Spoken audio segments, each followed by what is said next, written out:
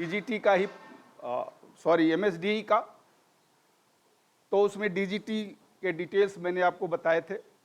Then NSDC क्या होता है, सेक्टर स्किल काउंसिल क्या है, क्या उसके फंक्शंस हैं, कितने सेक्टर स्किल काउंसिल्स हैं, स्किल गैप एनालिसिस क्या होता है, हमने डिस्कस किया था। और उसके बाद हम आए थे एनसीवीईटी। तो एनसीवीईटी के अंतर्गत एनएसक्यूएफ का नोटिफिकेशन कब हुआ था? 27 दिसंबर 2013 को। तो क्या इसका फंक्शंस है? ये डिफरेंट जो भी क्वालिफिकेशंस है उनको डिफरेंट लेवल में अरेंज करता है। ये सभी क्वालिफिकेशंस लर्निंग आउटकम के रूप में दर्शाए जाते हैं, जिसे लर्नर औपचारिक, अनौपचारिक या किसी भी माध्यम से सीख सकता है। अब डिफरेंट जो क्वालिफिकेशंस हैं उनके लेवल्स, क्योंकि एनएसक्यूएफ प्रत्येक क्वालिफिकेशंस को या डिफरेंट टाइप की जो क्वालिफिकेशंस डिफरेंट इंस्टीट्यूट्स में डिफरेंट लेवल्स पे चलते हैं, उनको 1 से लेके 10 तक के रेंज में अरेंज करता है। तो किसी क्वालिफिकेशन को किस लेवल में अरेंज किया जाता है, क्या उसका क्राइटेरिया है, तो उसके लिए एक्सपर्ट्स ने लेवल डिस्क्रिप्टर बनाया है। कल मैंने आपको बताया था लेवल डिस्क्रिप्टर।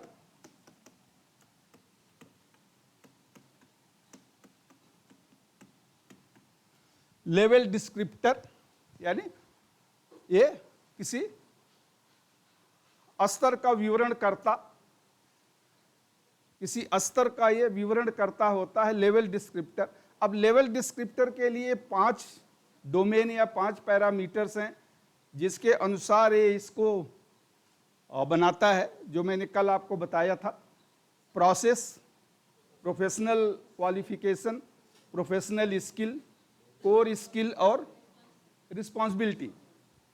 तो प्रक्रिया, किसी कार्य को करने की प्रक्रिया क्या है, उस कार्य के करने के लिए व्यावसायिक ज्ञान क्या चाहिए, व्यावसायिक दक्षता क्या चाहिए, कोई स्पेसिफिक स्किल की ज़रूरत होती है, और जिम्मेदारी। तो जैसे लेवल बढ़ता है इसकी कॉम्प्लेक्सिटी भी बढ़ती जाती है। तो प्रत्येक लेवल के लिए क्या जरूरी है, यानी क्या ये जो 5 मैंने बताया कि ये जो 5 डोमेन्स हैं या जो 5 क्षेत्र हैं जिसके अनुसार ये लेवल डिस्क्रिप्टर डिसाइड किया जाता है, तो इसके लिए क्या कॉम्प्लेक्सिटी चाहिए, क्या जटिलता चाहिए। तो ये लेवल डिस्क्रिप्टर्स तो 5 हैं। हर लेवल के लिए नॉलेज कितना चाहिए, किस लेवल का, दक्षता कितना चाहिए, जिम्मेदारी कितना चाहिए, प्रक्रिया में क्या क्या होना चाहिए, तो वो भी ऑलरेडी डिसाइड है। ऐसा नहीं कि कुछ है, वो भी ऑलरेडी डिसाइड होता है। तो इसमें भी ये जो कॉम्प्लेक्सिटीज हैं, ये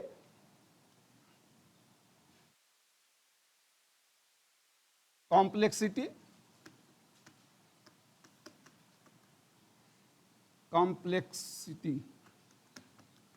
एंड डेप्थ ऑफ नॉलेज,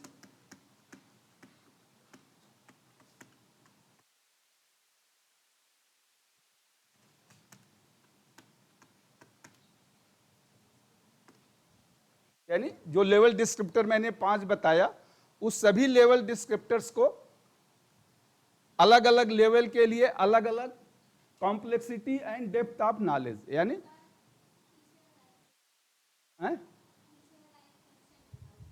हाँ हाँ बताइए।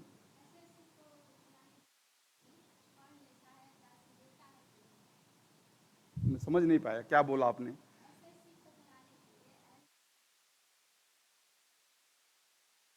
एनएसटी किसके लिए?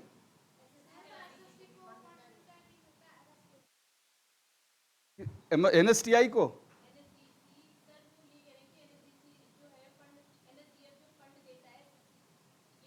एनएसडीएफ किसको किसको फंड देता है? एनएसटीआई को? मैं समझ नहीं पा रहा हूं आपका क्वेश्चन। हाँ बताइए।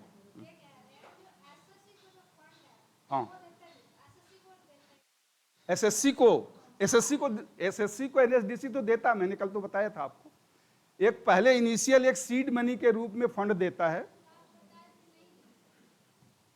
किसको? एसएससी को? नहीं, एसएससी को मैंने बोला है ऐसा नहीं, मैंने बताया है, कल ही आपको बताया है कि एनएसडीसी जो है एसएससी को एक सीड मनी इनिशियली देता है, जिससे कि वो अपना शुरू करे, बाद में खुद अपना सेल्फ रिलायंट बन जाए।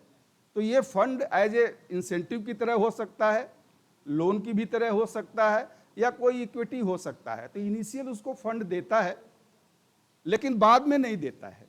मैंने ये कहा था इनिशियल उसको फंड देता है, जैसे कि वो डेवलप करे, शुरू में अपने कोर्सेज चलाए, फिर उसके ट्रेनिंग प्रोवाइडर्स बन जाएंगे, डेवलप हो जाएगा तो खुद उसको फंड मिलना लगा, वो सेल्फ रिलायंट हो जाएगा। तो चलिए, तो complexity and depth of knowledge, तो किसी भी लेवल डिस्क्रिप्टर के कितना ज्ञान, ज्ञान की गहनता और जटिलता। मैं इसकी हिंदी भी लिख देता हूं।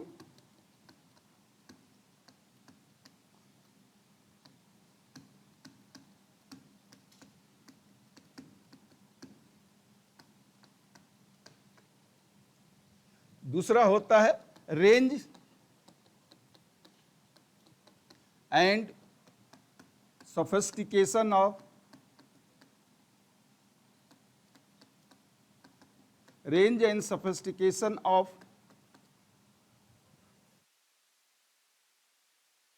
Practical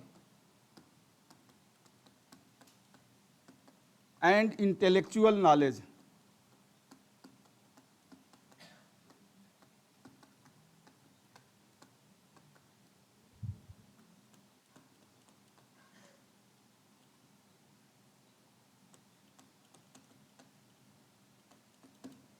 range and sophistication of practical and intellectual knowledge, यानी प्रैक्टिकल और इंटेलेक्चुअल नॉलेज। प्रैक्टिकल का होता है व्यवहारिक व बुद्धिमत्ता, व्यवहारिक व बुद्धिमत्ता युक्त ज्ञान की सीमा तथा क्लिष्टता।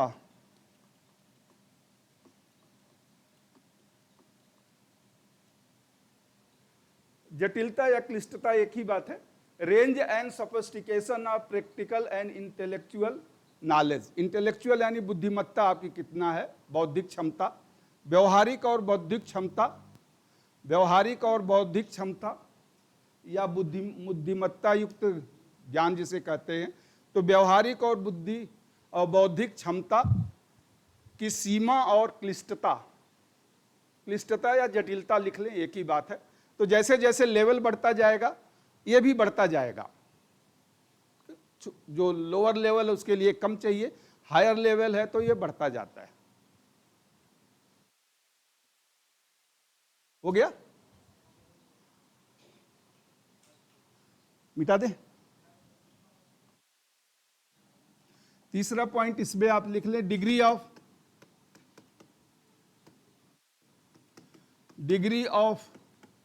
कॉम्प्लेक्सिटी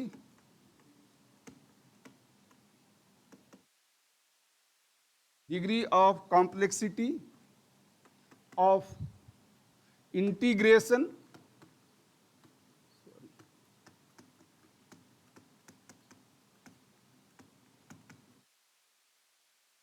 independent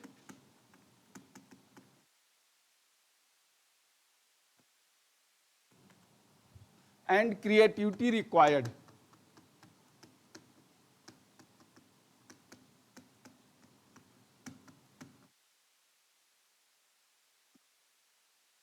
ये हायर लेवल के लिए है। अब देखिए यहां जिम्मेदारी आती है। Degree of complexity of integration, यानी इंटीग्रेशन का मतलब होता है समायोजन करना, मिलाना। इंडिपेंडेंट, स्वतंत्र रूप से कार्य करना। और क्रिएटिविटी यानी सृजनात्मक क्षमता। समायोजन, इंटीग्रेशन, समायोजन, स्वतंत्र कार्य करना तथा सृजनात्मक क्षमता।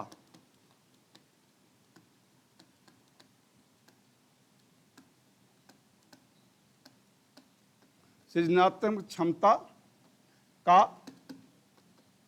स्तर तथा जटिलता। ये थोड़ा सा एक्चुअली ये इसको मैं सिंपल इसलिए नहीं करता क्योंकि ये बिल्कुल एक तरह से उसी का पार्ट है। इसके जो शब्द हैं, जो कुछ भी इसमें है, ये सब वो यूनेस्को ऑफ एक डिफाइंड पार्ट है, तो इसमें मैं कोई शब्द नहीं चेंज कर सकता, इसलिए थोड़ा सा कठिन लगेगा। तो इसका आप हिंदी लिख लें, इसलिए मैं हिंदी साथ में लिख रहा हूँ। समायोजन, स्वतंत्र कार्य करना तथा सृजनात्मक क्षमता का स्तर तथा जटिलता। अब यहाँ देखिए रिस्पॉन्सिबिलिटी शुरू हो जाती है, जैसे लेवल ऊपर जाता है तो रिस्पॉन्सिबिलिटी शुरू हो जाती है। ठीक है, चौथा, चलिए इसे लिख लें, फिर ऊपर ही करता हूँ। इसको आप लिख लें, फिर आप लिख लीजिए, फिर मैं इसको डिस्कस करता हूँ। हो गया? चलिए, चौथा point, degree of predictability. Predictability and complexity of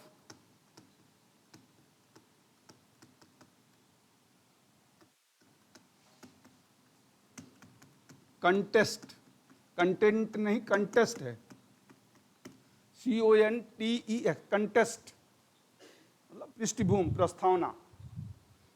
तो और प्रिडिक्टेबिलिटी, संभावनाएं, भविष्य की क्या संभावनाएं हैं।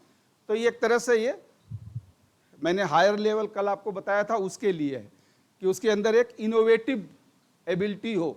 जो हायर लेवल है, एक इनोवेटिव एबिलिटी हो और कुछ नए सोच, नया क्रिएट करने की क्षमता हो। तो उसी के लिए ये है कि प्रिडिक्टेबिलिटी यानी भविष्य की संभावनाएं, भविष्य की संभावनाएं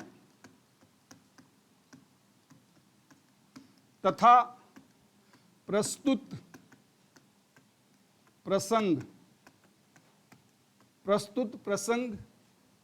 प्रसंग यानी कंटेस्ट की जटिलता की श्रेणी। डिग्री मतलब श्रेणी। ये पूरे का हिंदी हो गया। भविष्य की संभावनाएं यानी प्रिडिक्टेबिलिटी तथा प्रस्तुत प्रसंग की जटिलता की श्रेणी, यानी जो कंटेस्ट उसके सामने है वो कितना जटिल है, क्या लेवल उसका है, जटिलता की श्रेणी। ठीक है। पांचवा और लास्ट, रोल या रोल्स। एक से ज्यादा हो तो रोल्स हो जाएगा, एक के साथ है तो roles. Roles taken in relation to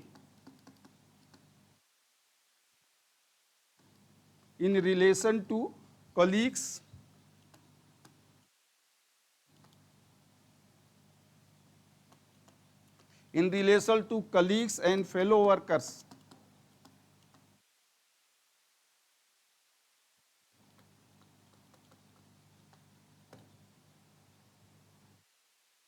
Roles taken in relation to colleagues and fellow workers.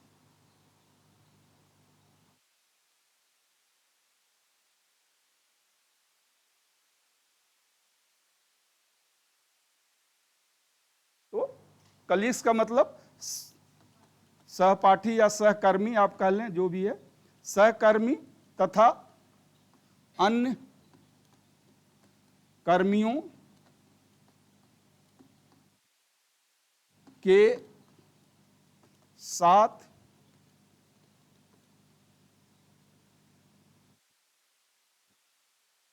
निर्धारित भूमिका, अन्य कर्मियों के साथ निर्धारित भूमिका,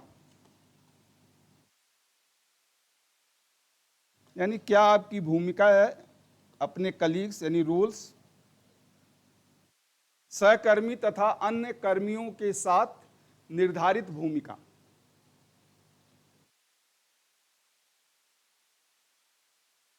सहकर्मी तथा अन्य कर्मियों के साथ निर्धारित भूमिका। अब ये जो 5 हैं उन 5 के लिए हैं, मिटा दें इसको। जो मैंने आपको अभी 5 लेवल डिस्क्रिप्टर्स जो बताया था, इसको रटने की कोशिश मत करिए, थोड़ा सा समझ लीजिए। लेवल डिस्क्रिप्टर में मैंने 5 चीज आपको बनाया था। पहला था प्रोसेस, दूसरा था, मैं केवल शॉर्ट में लिख रहा हूं, नॉलेज, तीसरा है skill, core skill and responsibility.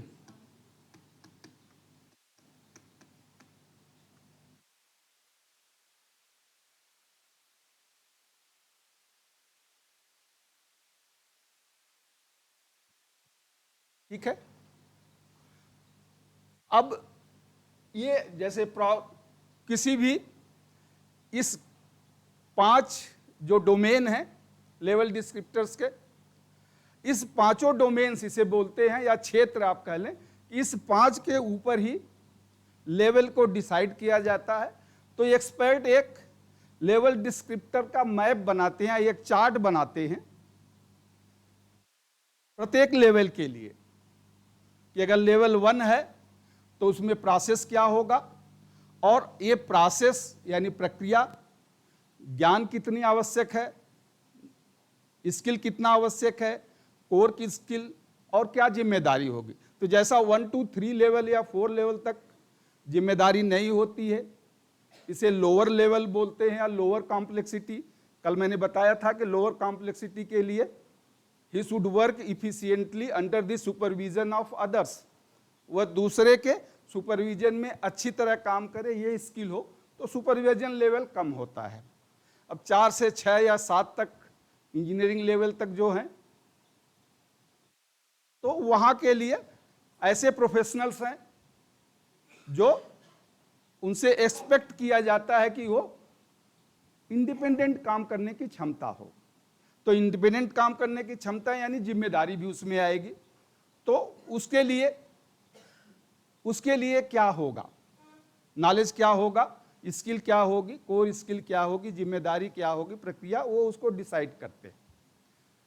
अब उसके 7 से लेके या 8 से लेके 10 तक तो हायर लेवल है, तो उसमें सब कुछ हायर होगा।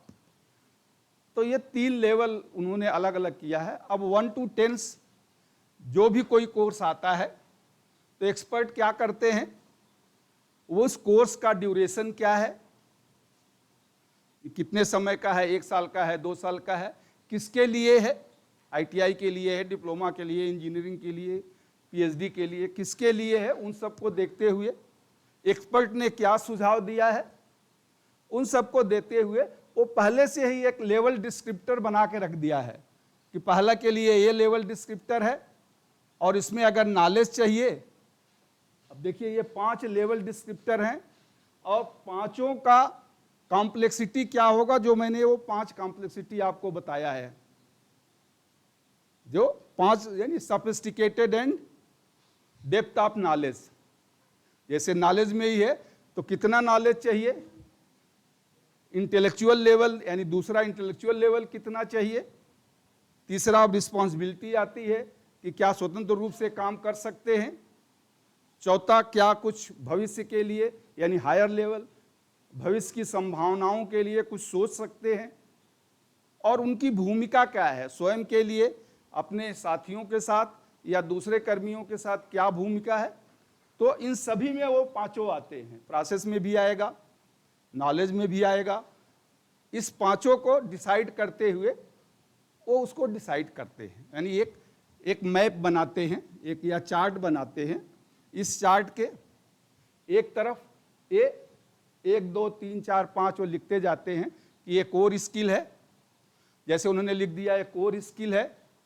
अब ये कोर्स क्या है, तो उस कोर स्किल के लिए कौन सा लेवल चाहिए। अभी मैंने कॉम्प्लेक्सिटी का भी 5 लेवल आपको बताया, अभी कॉम्प्लेक्सिटी का 5 लेवल बताया कि नॉलेज की कॉम्प्लेक्सिटी क्या होगी, इंटेलेक्चुअल कॉम्प्लेक्सिटी क्या होगी, दूसरा पॉइंट, तीसरा इंडिपेंडेंट वर्किंग की क्वालिटी क्या होगी, चौथा भविष्य के लिए सोच क्या होगी, और पांचवा भूमिका क्या होगी। तो सबके लिए होगा बट लेवल अलग अलग होगा। जैसे अब ITI के लिए बनेगा, कल जैसे मैंने एग्जाम्पल दिया था एक डायोड का, तो ITI के लिए बनेगा तो डायोड की परिभाषा, डायोड का सिद्धांत, कार्यविधि थियरी में आ जाएगा, और वही forward biasing, reverse biasing, efficiency practical में आ जाएगा।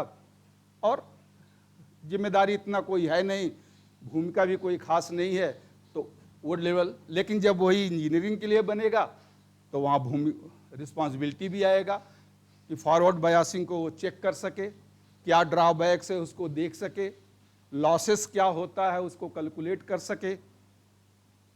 अब इंजीनियरिंग से अगर PhD लेवल में जाता है तो how to reduce the losses, how to increase the efficiency, वो सब उसमें आ जाता है। तो इसके अनुसार एक मैप बनता है हर लेवल का, जिसे हम कहते हैं एक्सपेक्टेड लेवल मैप। हर लेवल का एक मैप बनता है।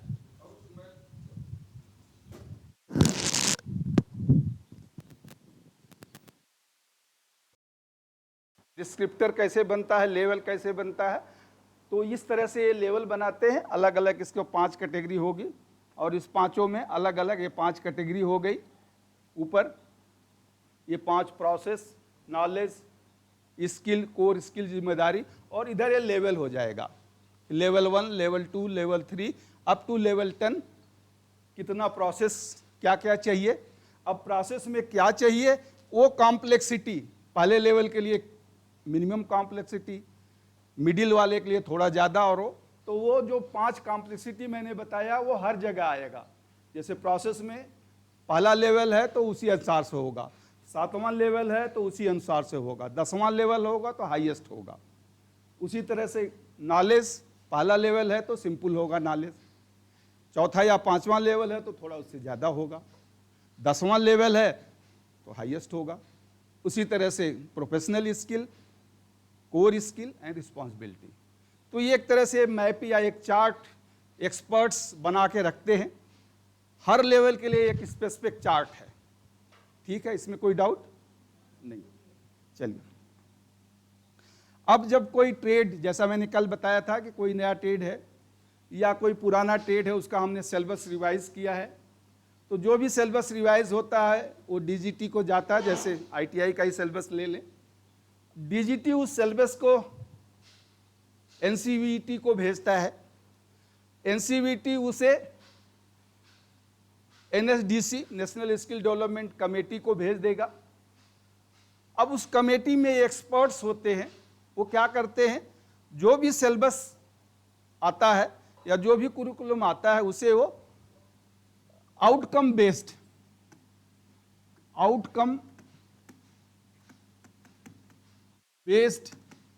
सिलेबस में उसे बदलते हैं, या इसे हम कहते हैं लर्निंग आउटकम।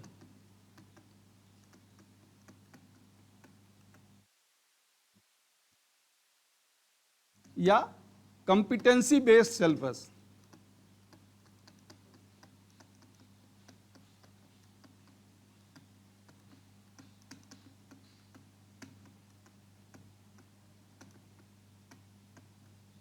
ये तीनों एक ही चीज है, आउटकम बेस्ड या लर्निंग आउटकम।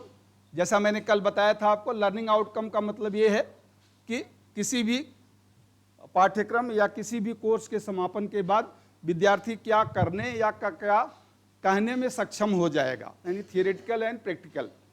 तो जो भी सिलेबस आता है उसको एक्सपर्ट उस सिलेबस को कंपिटेंसी बेस्ड लर्निंग आउटकम में उसे पहले बदलता है। अब ये कंपिटेंसी बेस्ड लर्निंग आउटकम का मतलब होता है कि इसमें लर्निंग आउटकम वो डिफाइन करते हैं।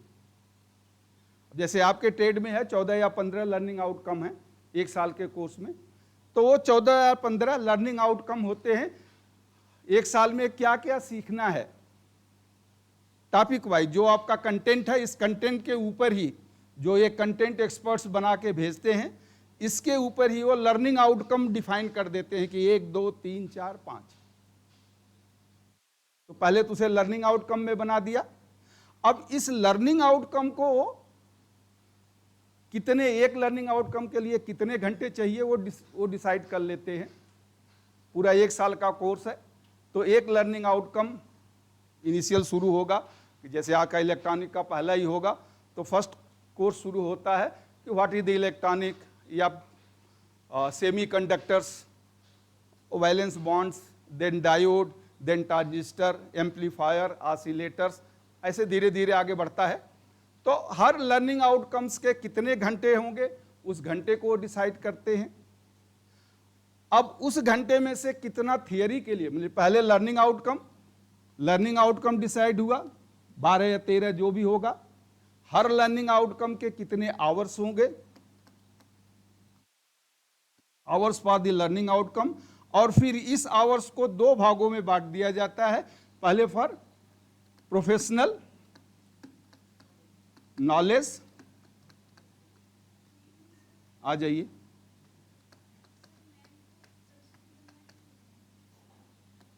देख लो आप क्या बोल रहे हैं, डिसाइड किए जाते हैं।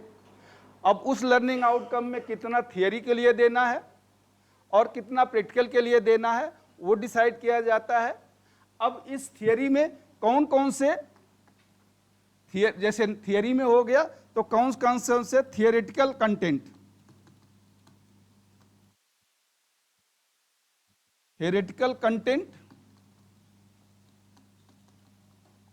या इसे कहते हैं एलिमेंट्स।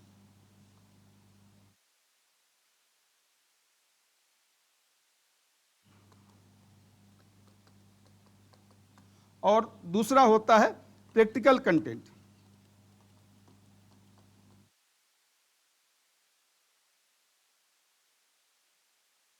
इसे कहते हैं स्किल। हम थियोरेटिकल कंटेंट यानी प्रोफेशनल नॉलेज कहेंगे, लेकिन जब एक्सपर्ट एनएसक्यूएम में उसे टर्म करता तो कहता है एलिमेंट्स हो गए ये, इतने इस लर्निंग आउटकम के इतने एलिमेंट्स का मतलब वो थियोरेटिकल नॉलेज हो गया। इस लर्निंग आउटकम के इतने स्किल यानी वो प्रैक्टिकल कंटेंट हो गया। तो स्किल और एलिमेंट में उसको वो आवर्स, ये जो टोटल आवर्स किसी लर्निंग आउटकम के लिए है वो डिसाइड कर देते हैं। तो बट नेचुरल थियरी के लिए कम घंटे होते हैं, प्रैक्टिकल के लिए ज़्यादा घंटे होते हैं। जनरली हमारा जो रेशियो होता है 1:3 का होता है आईटीआई में, कि 3 घंटे अगर आपको प्रैक्टिकल करना है तो 1 घंटे थियरी, बट यहाँ थोड़ा सा कम कर देते हैं, 2.5 घंटे के आसपास प्रैक्टिकल है तो 1 घंटे थियरी है, तो वैसे इसको डिसाइड कर लेते हैं। तो ये जो स्किल एलिमेंट और ये ठीक है। अब ये जब डिसाइड हो गया कि इसी तरह से जितने भी 13 या 14, अब आपके ट्रेड में आप देखेंगे, ट्रेड में 12 या 13 या 14 या 10 जो भी होगा, एक साल में जनरली 10 से 12 या 13 के बीच में होते हैं। तो ये learning outcome divided into the professional skill and professional knowledge. प्रत्येक लर्निंग आउटकम का जो टाइम है वो प्रोफेशनल नॉलेज और प्रोफेशनल स्किल में कितने एलिमेंट्स होंगे, यानी क्या क्या पढ़ाना होगा।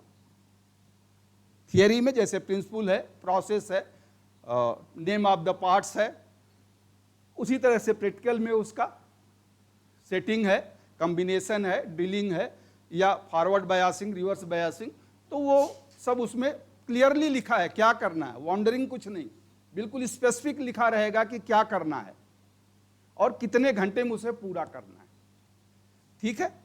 लर्निंग आउटकम के अब आता है कि क्या विद्यार्थी ने सीख लिया, क्योंकि आउटकम बेस्ड है, या नहीं सीख लिया, इसका पता शिक्षक को कैसे पता चलेगा। मैंने आपको पढ़ा दिया, बता दिया, अब मैं कैसे पता लगाऊंगा कि आपने सीख लिया या नहीं सीख लिया। तो उसके लिए प्रश्न पूछा जाता है। तो कैसे प्रश्न पूछने चाहिए वो भी आपके सिलेबस में लिखा है, जिसे हम कहते हैं असेसमेंट क्राइटेरिया।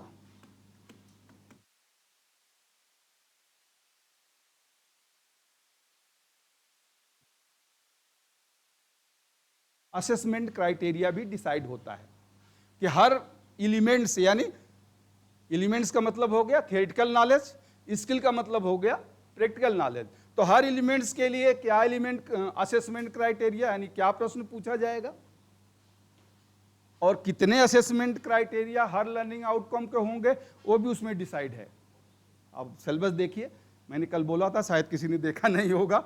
आप अगर जाएंगे CS ट्राई के वेबसाइट पर जाइए, सिलेबस खोलिए, कोई एक सिलेबस आप देखिए, तो उसमें आपको असेसमेंट क्राइटेरिया मिल जाएगा। तो अब वो असेसमेंट क्राइटेरिया, कैसे प्रश्न पूछने हैं, कहाँ से शुरू करने हैं, कौन से, कहाँ व्हाट लगाना है, कहाँ व्हाई लगाना, कहाँ डिमॉन्स्ट्रेट करना, कहाँ इलस्ट्रेट करना है, जिसे हम एक्टिव वर्ड्स बोलते हैं। यानी जो शुरू होगा, आप असेसमेंट क्राइटेरिया देखें तो सिंपली नहीं होगा कि know the principle of the diode, no, ऐसा नहीं कहीं होगा। Tell the principle of diode, define the diode, तो ये डिफाइन, टेल, एक्सप्लेन, ये सब एक्टिव वर्ब हैं, हम आगे आएंगे। अभी यहाँ इसको खत्म कर लें, जस्ट मैं for the sake of knowledge. तो ये सब एक्सपर्ट्स जो सिलेबस मिलता है, वो टाइम हो जाएगा, मैं इसको खत्म करना चाह रहा हूँ आज। तो जो सिलेबस मिलता है, एक्सपर्ट उस सिलेबस को पहले लर्निंग आउटकम बेस्ड या कॉम्पिटेंसी बेस्ड सिलेबस में बदल देते हैं।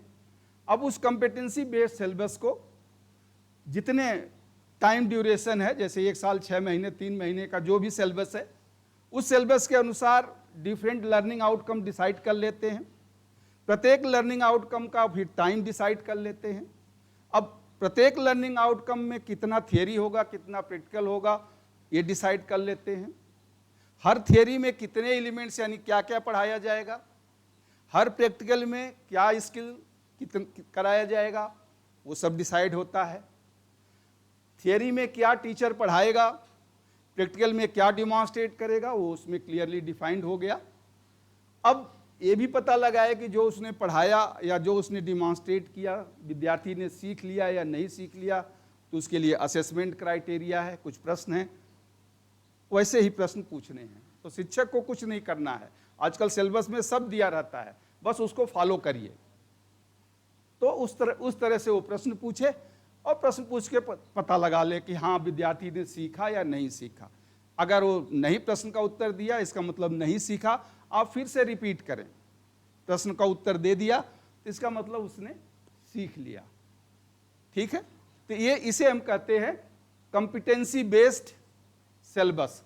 तो जो भी सिलेबस जाता है उसे वो कॉम्पिटेंसी बेस्ड सिलेबस में बदल देते हैं। पहला काम ये हो गया। अब दूसरा काम क्या है, इस सिलेबस को, ये जो कॉम्पिटेंसी बेस्ड सिलेबस बन गया, अब इस सिलेबस को वो क्या करते हैं, इट इज मैप्ड अगेंस्ट किसके, मैप्ड अगेंस्ट लेवल डिस्क्रिप्टर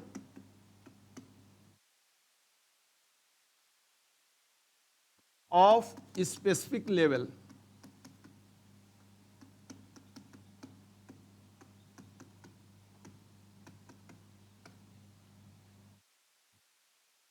यानी जो 1 से 10 तक का लेवल है, हर लेवल के लिए एक लेवल डिस्क्रिप्टर बना है। अब किसी एक विशेष लेवल के लेवल डिस्क्रिप्टर के साथ इसको मैप करते हैं, उसको अलाइन करते हैं कि क्या क्या पॉइंट मिल रहा है। जो उन्होंने बनाया है, जो एक्सपर्ट्स ने अभी थियोरेटिकल और प्रैक्टिकल कंटेंट्स बनाया है, उसको एक एक्सपेक्टेड लेवल से, उसको उस एक्सपेक्टेड लेवल से अलाइन या उसके अनुसार उसको चेक करते हैं कि कौन कौन से लेवल इसमें मिल रहा है। हाँ,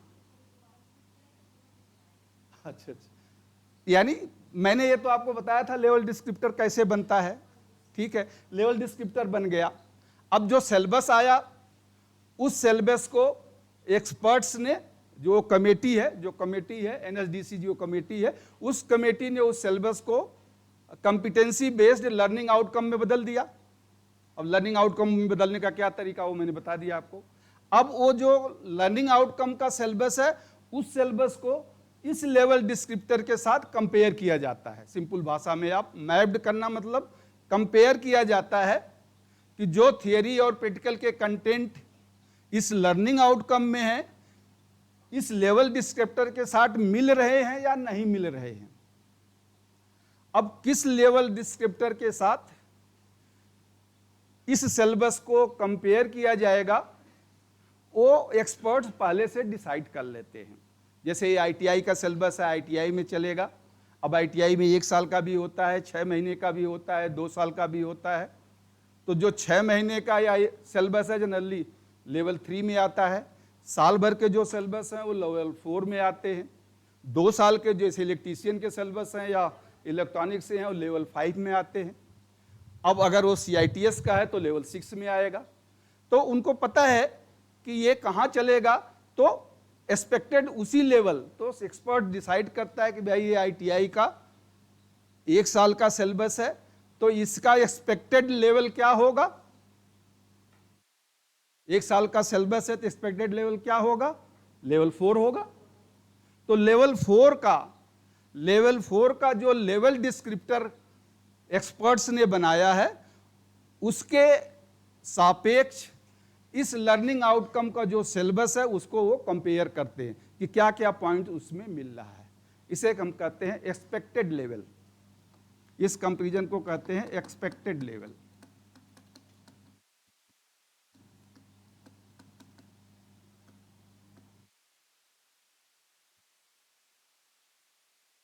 देखिए दोनों स्टैंडर्ड फॉर्मेट हैं।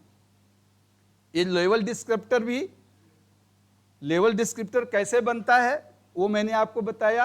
वो 5 डोमेन्स जो हैं और प्रत्येक डोमेन्स के वो 5 जो कॉम्प्लेक्सिटी हैं, उसके बेस पे ये लेवल डिस्क्रिप्टर प्रत्येक लेवल के लिए बनता है।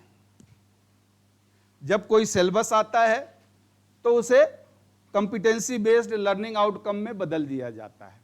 अब लर्निंग आउटकम में भी वही कॉम्पिटेंसी होती है, डिफिनीशन है, प्रिंसिपल है, प्रोसेस है थियरी में, और उसी तरह से प्रैक्टिकल में डिमॉन्स्ट्रेशन है, इलस्ट्रेशन है, चेकिंग है, रिपेयरिंग है, मॉडिफिकेशंस है। तो वो सब दोनों में होते हैं। अब दोनों को मैच किया जाता है, यानी एक्सपेक्टेड लेवल से इसको मैच किया जाता है। ये जरूरी नहीं है कि जो लर्निंग आउटकम एक्सपर्ट्स ने बनाया है, लर्निंग आउटकम्स के सभी स्किल एलिमेंट्स इस लेवल डिस्क्रिप्टर के साथ 100% मैच हो जाए, ऐसा तो नहीं होगा। लेकिन जिस लेवल डिस्क्रिप्टर के साथ majority of the component match हो जाते हैं, तो उस सिलेबस को वही लेवल दे दिया जाता है। जैसे तीसरे लेवल से अगर उन्होंने मैच किया तो तीसरे लेवल में अगर 1 साल का कोर्स है तो ज़्यादातर मैच नहीं होगा। लेकिन जब चौथे लेवल से मैच करेंगे तो मेजॉरिटी यानी 70-80% अगर लर्निंग आउटकम इस लेवल डिस्क्रिप्टर से मैच हो गए तो उस ट्रेड को या उस सिलेबस को वो लेवल 4 दे दिया जाता है। ठीक है, तो ये तरीका है इसको मैच करने का। क्या बात है, बड़े सीरियस हो गए, या तो समझ नहीं आया है? मैंने कोशिश किया आपको समझाने की, एक बार आप करिए, अगर कोई डाउट होगा तो फिर पूछेंगे। और 2-3 महीने बाद जब हम चैप्टर 12 में आएंगे तो उसमें NSQF में डिटेल्स है। अभी तो मैंने जस्ट एक हिंट आपको दिया है। हाँ प्लीज, समझा नहीं क्या?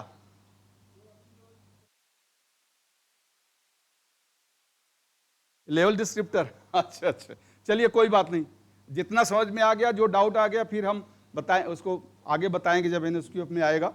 जितना इसको वो मत करिए, जितना आपने समझ लिया वही है। लेवल कैसे दिया जाता है, 2 ही चीज इसमें ध्यान रखिए, दोनों एक्सपर्ट बनाते हैं। ये जो 5 मैंने आपको तरीके बताए थे उसको केवल आप याद रखें कि process, knowledge, skill, core skill और रिस्पॉन्सिबिलिटी के ऊपर एक चार्ट बना दिया गया। अब जो सिलेबस आया, सिलेबस को लर्निंग आउटकम में बदल दिया गया।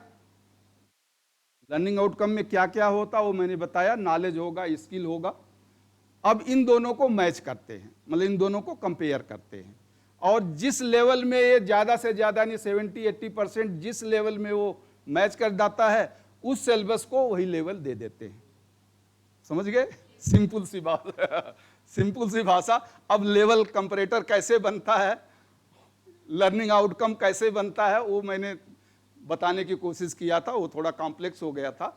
वो कैसे बनता है उसको भूल जाइए, ये लेवल कंपैरेटर आपका बन गया है वो 5 पॉइंट्स के ऊपर, ये आपका सिलेबस बन गया ये लर्निंग आउटकम के ऊपर। इन दोनों को मैच कर दो, जो लेवल मैच कर गया वो लेवल उसको दे दिया, ठीक है।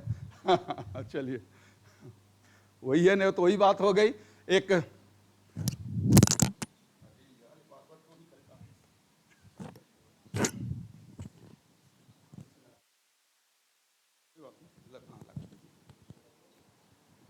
पैर से दब जा रहा है नीचे। ये मैं इसको इधर कर देता हूं। फौजियों का क्लास चल रहा था, तो एक कोई फिजिक्स के टीचर आए थे उनको बताने के लिए कि भाई ये मैग्नेट है, जब मैग्नेट को फ्री में आप छोड़ दोगे तो एक सिरा नॉर्थ में और एक सिरा साउथ में हैंग करेगा। अब फौजी समझे नहीं, बोले ऐसे कैसे हो सकता है यार, इसको आप घुमा के छोड़ दोगे नॉर्थ और साउथ में। अब वो मैग्नेटिक फील्ड क्या होती है, अर्थ की फील्ड क्या होती है, बेचारा समझाता रहा 1 घंटे तक। 1 घंटा समझाने के बाद भी फिर जब पूछा समझ में आया, तो जैसे इन्होंने कहा सर कुछ समझ में नहीं आया, तो उन्होंने कहा अरे हमारे कुछ समझ में नहीं आ रहा है, नॉर्थ और साउथ में ही क्यों होता है, ईस्ट और वेस्ट में क्यों नहीं जाता है। तो बेचारा परेशान होकर उनके कमांडर के पास गया, बोला सर हम आपके फौजियों को नहीं पढ़ा सकते हैं। तो कमांडर ने बोला यार क्या बात है, बोले सर ऐसी ऐसी बात है। मैं बोला नॉर्थ और साउथ, बोला चलो मैं क्लास में चलता हूँ। क्लास में गया, कमांडर बोला भाई देखो ये नॉर्थ में रहेगा ये साउथ में रहेगा, ठीक है समझ गए। बोले हाँ हाँ सर बिल्कुल समझ गए। तो कमांडर चला गया, तो वो फिर वो टीचर बोला यार इतनी देरी से मैं आपको समझा रहा था नहीं समझे। तो बोले आपको पहले बता देना था ना कि कमांडर ने कहा है। तो कमांडर ने कहा हम समझ गए। कहाँ गया वो, चलिए। तो इसलिए अब कमांडर का वो हो गया कि ये सिलेबस है और ये कंपैरेटर है, कंपेयर हो गया, काम खत्म। अब सिलेबस कैसे बना भूल जाइए, कंपैरेटर कैसे बना वो भूल जाइए, बस दोनों को कंपेयर करें, जो मैच हो गया वो उसका लेवल हो गया, ठीक है। चलें अब ये तो आपका तीसरा, अब चौथा एमएसडी का पार्ट था। चौथा क्या था, वेरी गुड, पहले से लगता देख लिए।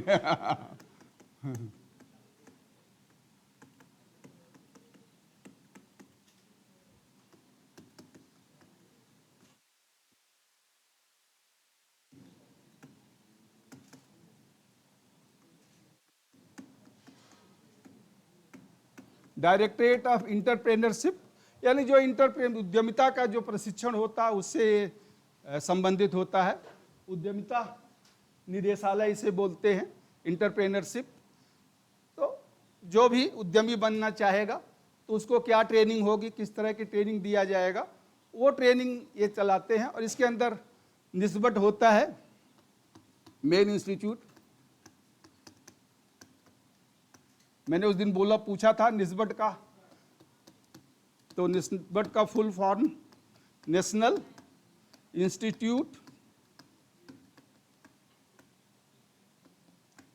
Institute of entrepreneurship, TRE, entrepreneurship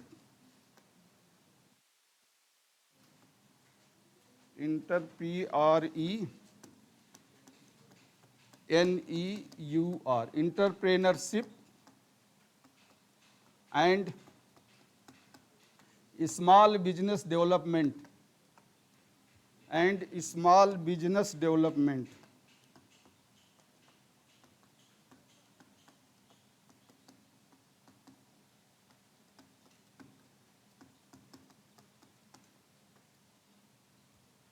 national institute of entrepreneurship and small, सही था, entrepreneur PRE,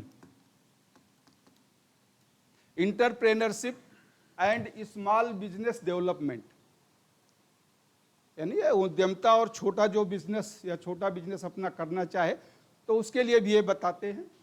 national institute of entrepreneurship and small business development, उद्यमिता व छोटा व्यवसाय विकास संस्थान, उद्यमिता व छोटा व्यवसाय विकास संस्थान।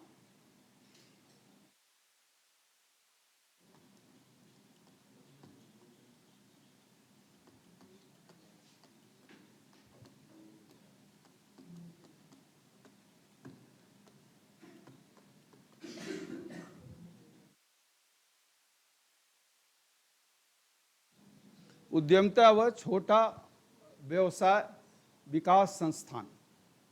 तो इनका काम है इंटरप्रेन्योरशिप के कोर्सेज चलाते रहना। निस्बत एक ऑटोनोमस बॉडी है, ये मिनिस्ट्री ऑफ स्किल डेवलपमेंट का एक ऑटोनोमस बॉडी ये होता है।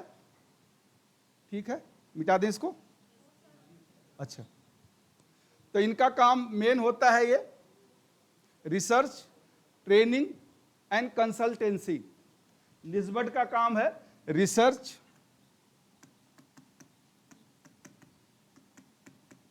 Training and consultancy.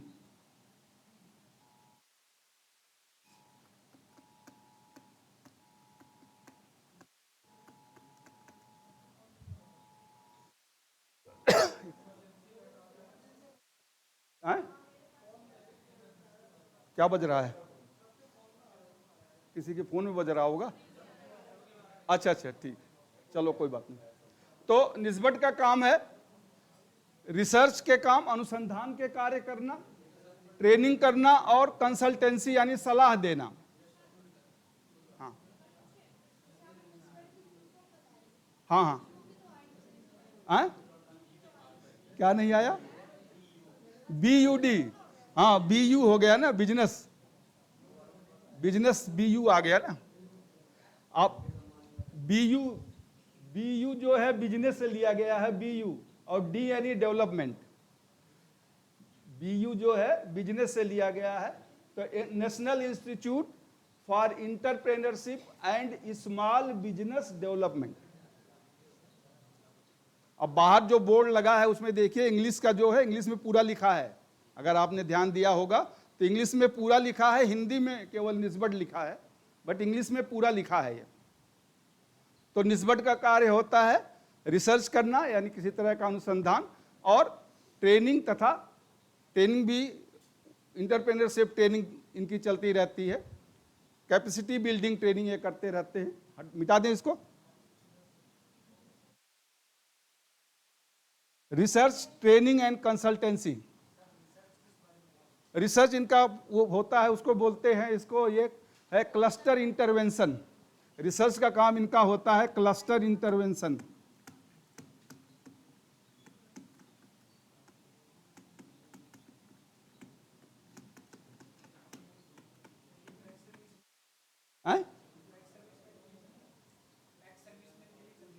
हाँ, ये तो अलग अलग ट्रेनिंग एक सर्विसमैन के भी चलती रहती है। 3 महीने का वो एक उसको कहते हैं कैपेसिटी बिल्डिंग। अलग अलग इनके कोर्सेज चलते हैं। जैसे एक ये है cluster intervention VE, cluster intervention ये एक तरह का कोर्सेज होता है। जैसे capacity building,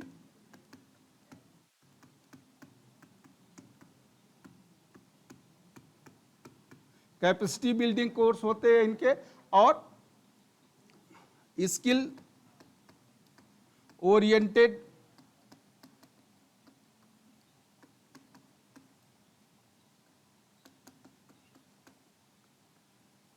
entrepreneurship courses.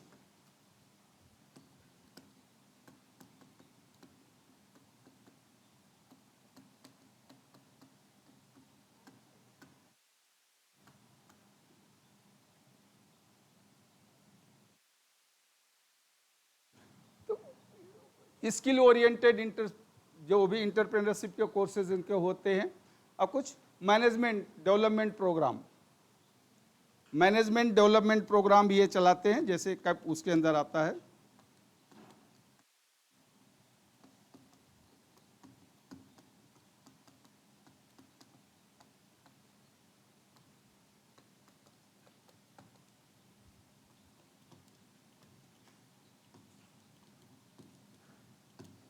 Management development programme.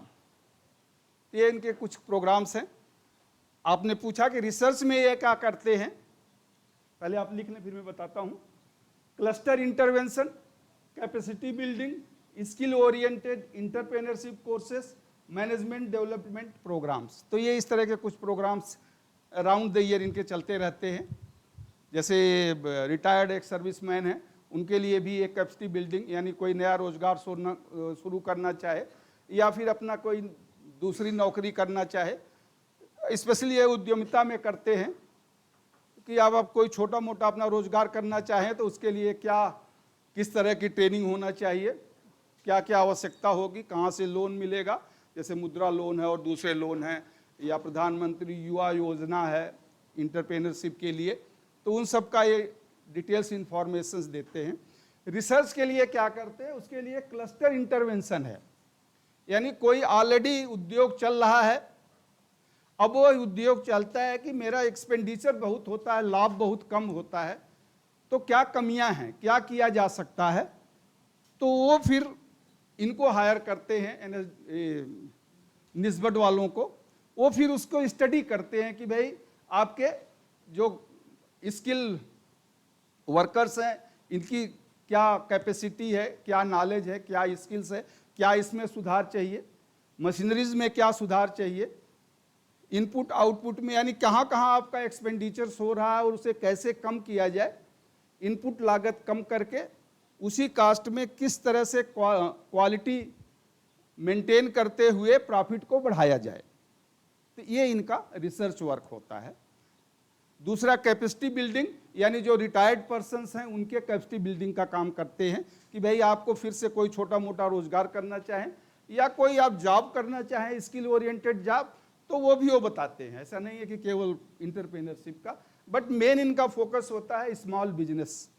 और जो नए नए इंटरप्रेन्योर से बनना चाहें, जो हाई स्कूल इंटर या कोई पास हैं, वो अपना कोई बिजनेस खोलना चाहें तो किस फील्ड में खोलना चाहेंगे, कहाँ खोलना चाहेंगे, वहाँ का सर्वे कैसे होगा, क्या क्या चुनौतियाँ होगी, कहाँ से आप क्या हेल्प ले सकते हैं, किस किस डिपार्टमेंट से आपको लाइसेंसिंग करना पड़ेगा और क्या उसके प्रोसेस हैं, बैंक से लोन कैसे मिलेगा, क्या फॉर्मेट्स होते हैं, ऑनलाइन प्रोसीजर्स क्या हैं, ये सब डिटेल्स निस्बत बताता है। तो उसकी एक कंसल्टेंसी फीस होती है, क्योंकि ऑटोनोमस बॉडी है ये, तो ऑटोनोमस बॉडी है तो इसलिए हर चीज़ की वो फीस लेते हैं, कुछ भी बताएंगे तो उनकी एक फ़ीस होगी और उस फीस से ही उनका इंस्टीट्यूट या ऑर्गेनाइजेशन चलता है। ठीक है। इसमें प्रधानमंत्री युवा योजना भी एक नया लॉन्च किया गया है, जिसमें कुछ उद्यम लगाने के लिए लोन मिलता है, उसमें कुछ इंसेंटिव है यानी छूट मिल जाती है, कुछ परसेंटेज है, तो अलग अलग डिटेल्स इनके हैं। ये निस्बत यहाँ पर है, कभी आपको अगर ज़रूरत किसी को है तो आप यहाँ निस्बत से मिल सकते हैं। क्या बात है भाई सबके फ़ोन में अलार्म लगा है क्या है? अच्छा, सबके फ़ोन पर मैसेज आ रहा होगा। कहाँ से? चलिए कोई बात नहीं। अच्छा, मेरा फ़ोन आज घर पे रह गया है, उधर आया होगा। चलो ठीक है, कोई बात नहीं।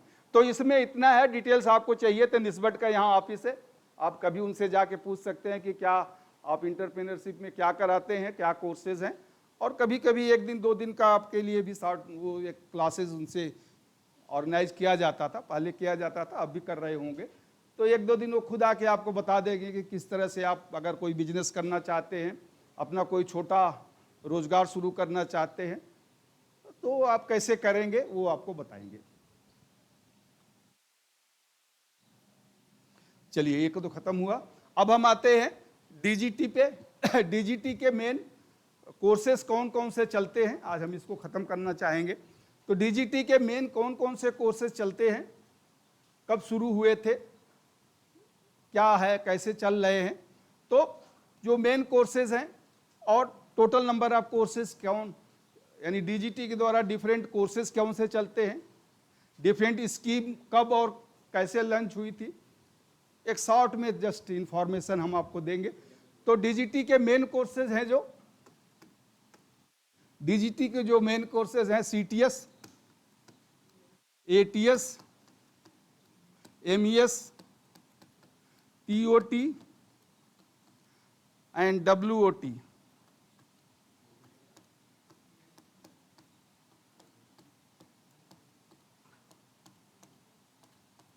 ये तो मेन कोर्सेज हैं। CTS ये तो आप जानते ही हैं।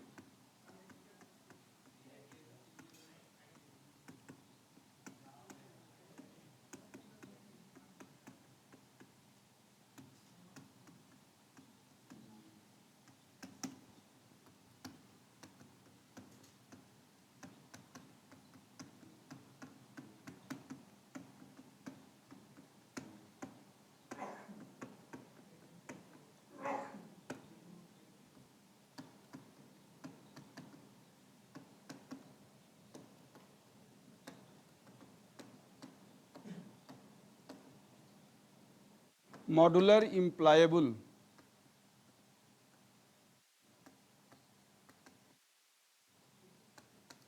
Modular employable scheme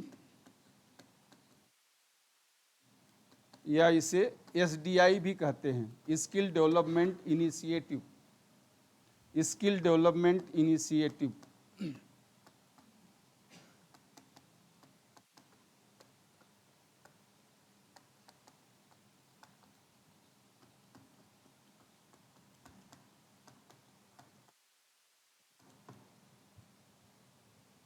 MES modular employable scheme, यानी ये मॉड्यूल्स होते थे, छोटे छोटे मॉड्यूल। तो मॉड्यूलर इम्प्लायबल स्कीम या इसे SDI भी कहते हैं, स्किल डेवलपमेंट इनिशिएटिव, SDI। अब ये स्कीम नहीं चलता है DGT में, बट शुरू हुआ था और अच्छी स्कीम है। अब ये स्कीम NSDI में चलता है, सॉरी NSDC में चलता है। TOT, ट्रेन द ट्रेनर,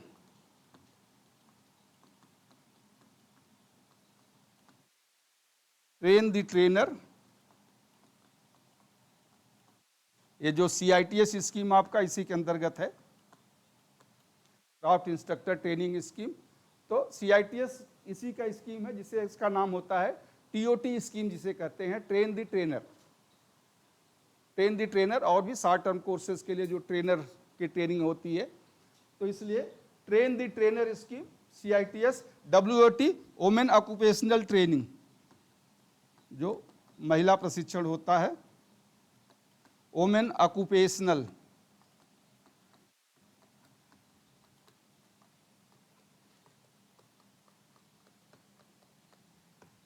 तो ये मेन स्कीम है DGT की। CTS क्राफ्ट्समैन ट्रेनिंग स्कीम, शिल्प प्रशिक्षण योजना जिसे कहते हैं, शिल्प प्रशिक्षण योजना, क्राफ्ट्समैन ट्रेनिंग स्कीम, शिल्प प्रशिक्षण योजना। ATS apprenticeship training scheme, apprenticeship को क्या कहते हैं, शिक्षुता, शिक्षुता प्रशिक्षण योजना, शिक्षुता।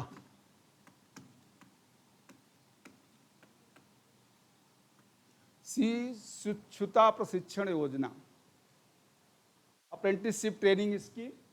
MES मॉड्यूलर इम्प्लायबल स्किल, मतलब छोटे छोटे समय के लिए होती है मॉड्यूल्स, यानी छोटे छोटे मॉड्यूल, 1 हफ्ते 2 हफ्ते 3 हफ्ते, यानी लघु अवधि प्रशिक्षण योजना जिसे कहते हैं, लघु अवधि प्रशिक्षण योजना, लघु अवधि प्रशिक्षण योजना MES या SDI भी इसे कहते हैं, स्किल डेवलपमेंट इनिशिएटिव। दक्षता विकास शुरुआत, दक्षता विकास शुरुआत योजना भी इसे कहते हैं। TOT ट्रेन द ट्रेनर, कल मैंने बताया था भी, प्रशिक्षक प्रशिक्षण, प्रशिक्षक प्रशिक्षण योजना, प्रशिक्षक प्रशिक्षण योजना। WOT वुमेन ऑक्यूपेशनल ट्रेनिंग, महिला व्यवसायिक प्रशिक्षण, महिला व्यवसायिक प्रशिक्षण। तो ये मेन स्कीम्स जो DGT की चलती हैं, और भी स्कीमें हैं वो भी हम आते हैं। तो इसमें CTS तो मैंने आपको बता ही दिया है, किसी को डाउट है तो जितने भी ITI में कोर्सेज चलते हैं वो CTS के अंतर्गत चलते हैं। अब इसमें 6 महीने से लेके 2 साल तक के कोर्सेज होते हैं। ये कोर्सेज DGT या NCVET के द्वारा अप्रूव होते हैं। इंजीनियरिंग और नॉन इंजीनियरिंग के कोर्सेज इसमें चलते हैं। अब इसमें ये जो CTS स्कीम है या जो स्किल डेवलपमेंट है, ये संविधान के समवर्ती सूची में है, concurrent list of the constitution. तो संविधान का समवर्ती सूची का क्या मतलब होता है? वेरी गुड, बहुत अच्छा। तो समवर्ती सूची का मतलब यह होता है कि उस पर स्टेट और सेंट्रल गवर्नमेंट दोनों अपने रूल्स बना सकते हैं। तो जैसा मैंने पहले दिन बताया कि जितने भी आईटीआई में कोर्सेज चलते हैं उनका rules, regulation, duration of training, qualification of instructors, assessment, certifications, ये जितने भी नियम हैं, मानक हैं, ये सेंट्रल गवर्नमेंट के द्वारा बनाए जाते हैं।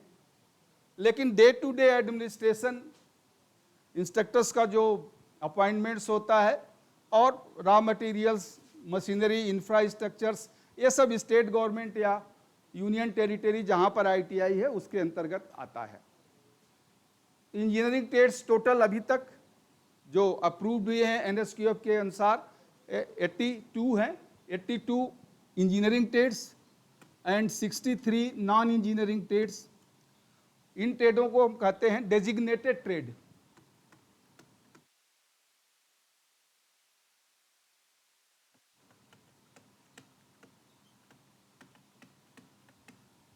डेजिग्नेटेड ट्रेड यानी संबंधित व्यवसाय, जिसका ऑलरेडी एफिलिएशन हो चुका है, एनएसक्यूएफ से अलाइन हो चुके हैं, तो इन्हें हम डेजिग्नेटेड ट्रेड या संबंधित व्यवसाय कहते हैं।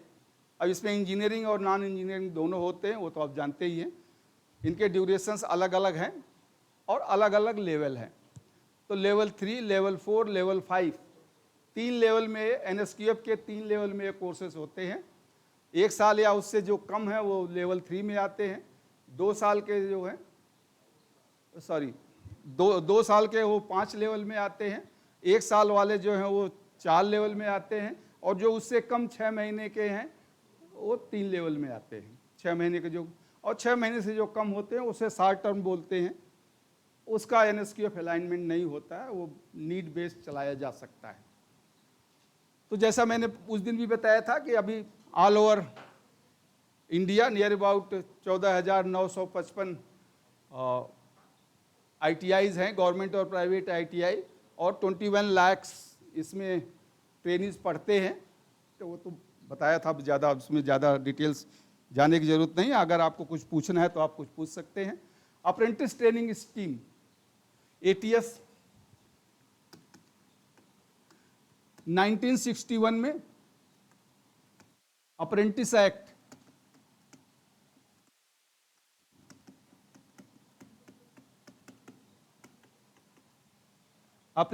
Was passed in 1961। तो ये एक अधिनियम बन गया अप्रेंटिस के लिए। शिक्षुता प्रशिक्षण का एक अधिनियम भारत सरकार के द्वारा 1961 में पास हुआ कि जो भी आईटीआई पास्ड यानी CTS पास्ड ट्रेनीज हैं उनको उद्योगों में प्रशिक्षण देना आवश्यक है।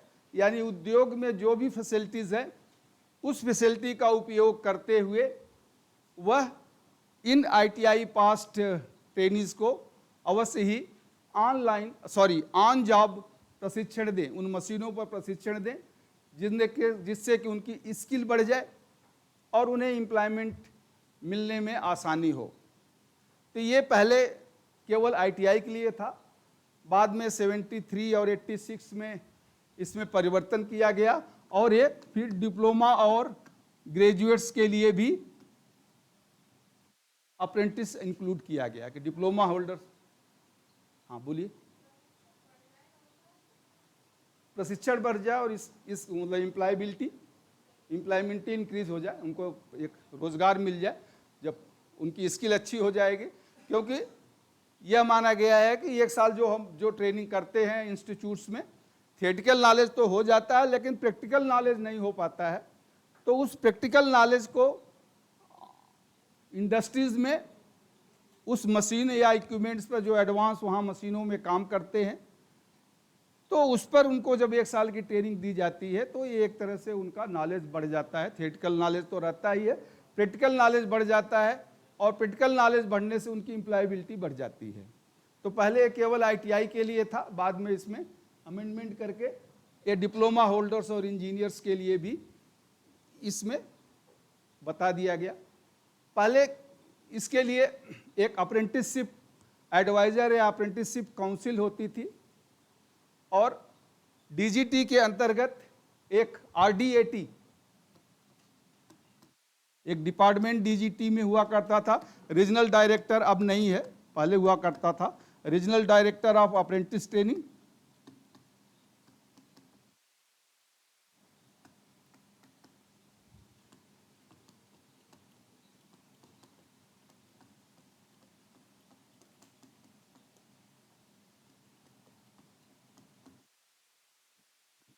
पूरे इंडिया में 6 डायरेक्टर्स होते थे, 6 डायरेक्टरेट बना था, regional director of apprentice training, या जिसे आरडीएटी कहते थे। तो उस एरिया में ये अपने जितने भी इंडस्ट्रीज हैं उनका ये सर्वे करते थे, जो भी इंडस्ट्रीज हैं सभी इंडस्ट्रीज का ये सर्वे करते थे। और ये यहाँ का जो डायरेक्टर होता था वो डीजीटी का ही डायरेक्टर होगा, इसको हम अप्रेंटिस एडवाइजर कहते थे, chief apprentice adviser, chief apprentice adviser. और साथ में जो स्टेट डायरेक्टरेट आते थे, स्टेट डायरेक्टरेट से भी एक अप्रेंटिस एडवाइजर होता था। तो ये मिलके सर्वे करते थे कि हर इंडस्ट्रीज में कितने वहाँ एम्प्लॉइज काम कर रहे हैं, किस किस ट्रेड का वहाँ आवश्यकता है, और उसके अनुसार वो डिसाइड करते थे कि हर ट्रेड के कितने बच्चों को, जैसे फिटर है, वेल्डर है, मशीनिस्ट है, इलेक्ट्रीशियंस है, यानी हर ट्रेड के कितने बच्चों को या कितने आईटीआई पास्ड बच्चों को वहाँ अप्रेंटिस दिया जा सकता था। उसे हम कहते थे फिक्सिंग ऑफ स्ट्रेंथ। तो स्ट्रेंथ खुद डिसाइड करते थे आरडीएटी से जाके, और फिर वहाँ उनको लेटर भेजा जाता था कि भाई आपके यहाँ इतने आईटीआई के बच्चे, यानी इस स्टेट के बच्चे आप रख सकते हो। तो जो जैसा वो इंडस्ट्री है, जैसा वहाँ काम होता है, तो उस काम के अनुसार किस स्टेट के बच्चे उनको चाहिए, वो ये सर्वे किए जाते थे। और फिर एक जो रजिस्ट्रेशन होता, जो अप्रेंटिस किए उन्हें पता होगा, एक रजिस्ट्रेशन होता है। तो एक बॉन्ड भरा जाता था, एक रजिस्ट्रेशन होता था। उस रजिस्ट्रेशन पे ये डायरेक्टर्स या उनके बिहाफ पर कोई डिप्टी डायरेक्टर या ज्वाइंट डायरेक्टर साइन करते थे। तो वो रजिस्ट्रेशन का एक फॉर्म होता था, फिर वो ट्रेनिंग चलती थी, ट्रेनिंग को मॉनिटर करते थे। तो 1 साल की जो भी ट्रेनिंग होगी वो ट्रेनिंग मॉनिटर करेंगे। एग्ज़ाम इनके द्वारा, आरडीएटी के द्वारा एग्ज़ाम होता था, टेस्टिंग होती थी और सर्टिफिकेशन होता था, वो सर्टिफिकेट इशू करते थे। तो ये 1961 का एक प्रोविज़न है। और फिर इसमें चेंज करके नैप्स किया गया, वो हम आगे आएंगे, नैप्स के बारे में बताएंगे। बट एटीएस में आप इतना जान जाएं कि एटीएस किस लिए था, कब था और क्या इसके प्रोविजंस थे, ये इसमें था। कोई डाउट इसमें? बहुत अच्छा, चलिए अगला है एटीएस के बाद क्या था, एमईएस। एमईएस ये बहुत पुरानी स्कीम थी, एक्चुअली 2007 में इसको शुरू किया गया था, मॉड्यूलर एम्प्लॉयबल स्कीम। बट ये स्कीम बहुत अच्छी थी, मॉड्यूलर एम्प्लॉयबल स्कीम या एसडीआई इसे कहते थे, स्किल डेवलपमेंट इनिशिएटिव। ये स्कूल ड्रॉप आउट एप्लीकेंट्स के लिए थी, यानी 8 पास 10 पास करने के बाद जो स्कूल छोड़ देते हैं, या गरीब घर के बच्चे जो आईटीआई भी नहीं कर सकते 2 साल के लिए, या जो अनऑर्गेनाइज सेक्टर में जो काम करते हैं, जैसे आपने देखा होगा रेस्टोरेंट्स में, दुकानों में मजदूरी कर रहे हैं, या ऐसे अनऑर्गेनाइज सेक्टर्स या इवन ऑर्गेनाइज सेक्टर, यानी जो इंडस्ट्री में काम करते हैं उन्हें हम ऑर्गेनाइज सेक्टर कहते हैं। और अनऑर्गेनाइज्ड मतलब असंगठित क्षेत्र में, जैसे जो दुकानों पे काम करते हैं, मजदूरी का काम करते हैं, रेडी अपना लगाते हैं, या फिर कहीं रेस्टोरेंट में काम करते हैं, तो इन सबको अनऑर्गेनाइज्ड सेक्टर, असंगठित क्षेत्र कहा जाता है। और जो बड़े बड़े इंडस्ट्रीज हैं, उद्योगों में काम करते हैं, वो ऑर्गेनाइज सेक्टर होता है।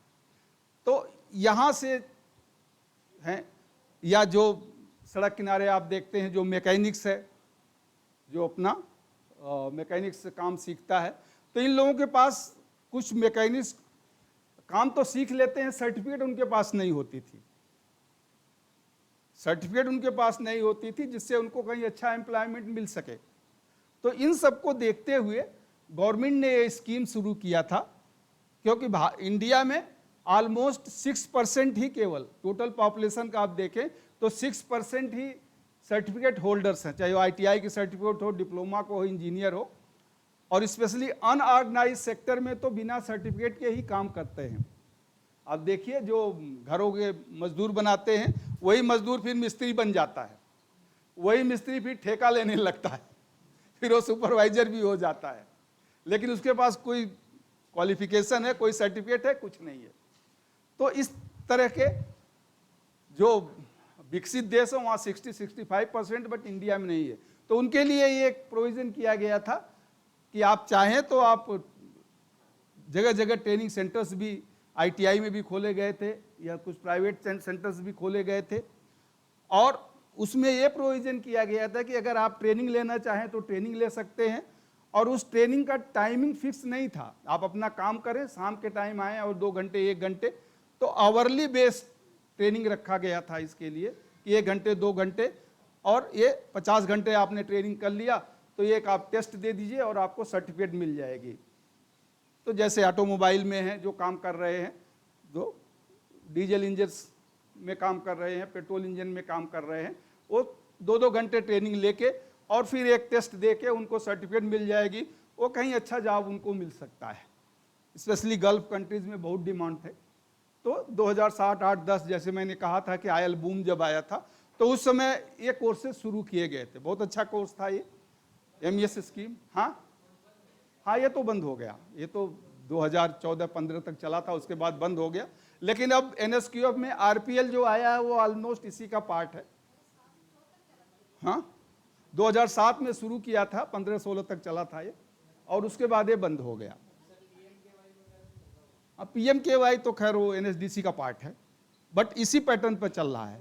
हाँ बिल्कुल बिल्कुल, जो इसमें 800 के आसपास ये कोर्सेज थे MES के, जब बंद हो गए और उसके बाद जब NSDC शुरू हुआ, तो जैसा कह रहे हैं कि PMKY में जो छोटे छोटे कोर्सेज आवरली बेस ही चलते हैं, इतने घंटे का ये कोर्स, इतने घंटे का ये कोर्स, तो ऑलमोस्ट इसी का पार्ट है। और NSQF जब आया 2013 में, तो उसने एक RPL शुरू किया, RPL की स्कीम, तो RPL की स्कीम में भी यही है। तो ये MES अब तो खैर नहीं चलता, चलिए ये बंद हो गया है अब। हाँ, उसका बहुत से कारण है, अब उसमें कारण में मत जाइए, बस बंद हो गया। गवर्नमेंट की जो स्कीम है, स्कीम तो बहुत अच्छी होती हैं, लेकिन जो स्कीम चलाने वाले हैं बस वही समझ लीजिए, इसलिए इसमें इतना हो गया कि बस वो बंद करना पड़ा गवर्नमेंट को। क्योंकि इसमें जो ट्रेनिंग देता था उसको पैसे मिलते थे, जो असेसमेंट करता था उसको पैसे मिलते थे, और जो ट्रेनिंग लेने आता था उसको भी पैसे मिलते थे, जैसे PMKY में मिलता है। तो वही स्कीम की पूरा हालत थी, तो इसलिए चलिए अब वो नहीं बताएंगे क्यों बंद हो गया। तो अब आगे MES के बाद क्या है, TOT। तो TOT तो आप कर ही रहे हो, इसमें ट्रेन ऑफ द ट्रेनर, यानी 1948 में पहला CTI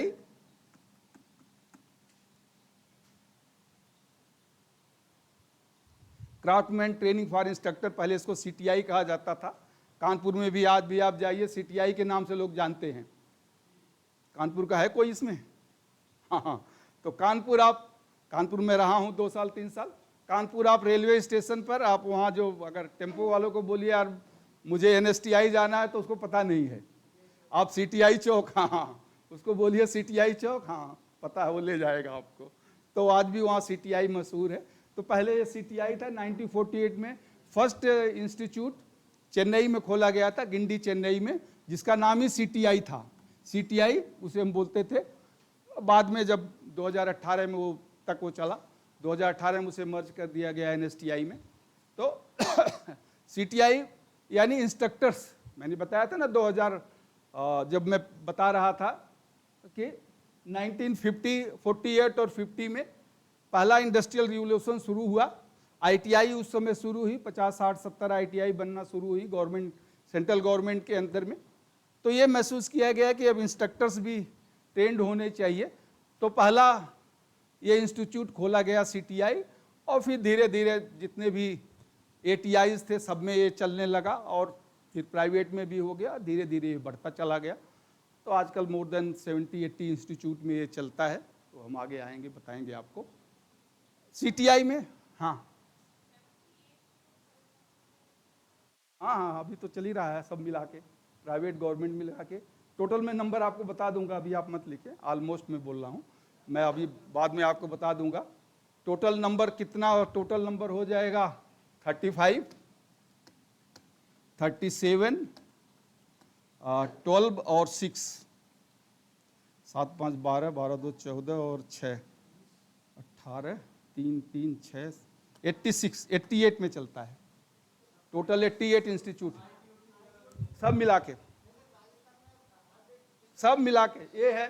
35 आपके NSTI हैं, NSTI and NSTIW, NSTI and NSTIW, और इसमें एक है एक्सटेंशन सेंटर, 1 एक्सटेंशन सेंटर भी चलता है। कहाँ पे?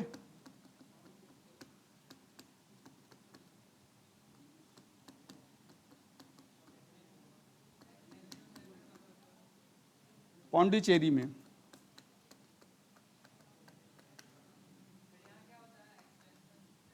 मतलब ये वो NSTI जो चेन्नई है, NSTI चेन्नई ही इसको वहाँ चलाती है। कितना हो रहा है? 98। क्यों यार, 7 5 12, 12 2 14, हाँ सॉरी मैथ कमजोर है यार मेरा। 3 3 6 1 7, 3 3 6 1 7 और 2 9, 90 हो रहा है। अच्छा बहुत ही आ रहा है, 90 है मैंने कभी जोड़ा नहीं इसको, 90 है। तो इसमें 35 यानी 34 NSTI और NSTIW मिला के हैं, और एक एक्सटेंशन सेंटर है जो पौंडीचेरी में चलता है, और NSTI चेन्नई ही उसको कंट्रोल करता है। तो अलग से वो इंस्टीट्यूट नहीं है, वहीं से वो इंस्ट्रक्टर्स और सब लोग जाते हैं, और वो वहाँ पे एक क्लासरूम है, और वहाँ पे हाँ एडमिशन हो जाता है। एडमिशन भी पौंडीचेरी वालों का NSTI चेन्नई के नाम से ही होता है, बट वहाँ क्लासेस उनको वहाँ चलाया जाता है पौंडीचेरी में, तो उसको एक्सटेंशन सेंटर का नाम दे दिया गया है। तो वो सब मिला के, इसको मिला के, एक्सटेंशन सेंटर को मिला के 35 है। ये 37 क्या है? पिछले साल हाँ ITOT ITI में जो चलते हैं, कुछ ITI को, हर स्टेट की कुछ ITIs को DGT ने मान्यता दे दिया है कि आप इस ITI में आप ITOT चलाएं। ये पिछले साल 2 साल हो गया मेरे ख्याल से, कुछ चल रहे हैं कुछ नहीं चल रहे हैं, माने कुछ ITI को यह अप्रूवल दे दिया गया है कि आप CITS के कोर्सेज चलाएं, जैसे ITOT चला रहा है। ये 12 प्राइवेट ITOT हैं, ये 12 पर, हाँ 12 जो है प्राइवेट ITI को मान्यता दिया गया है। हाँ?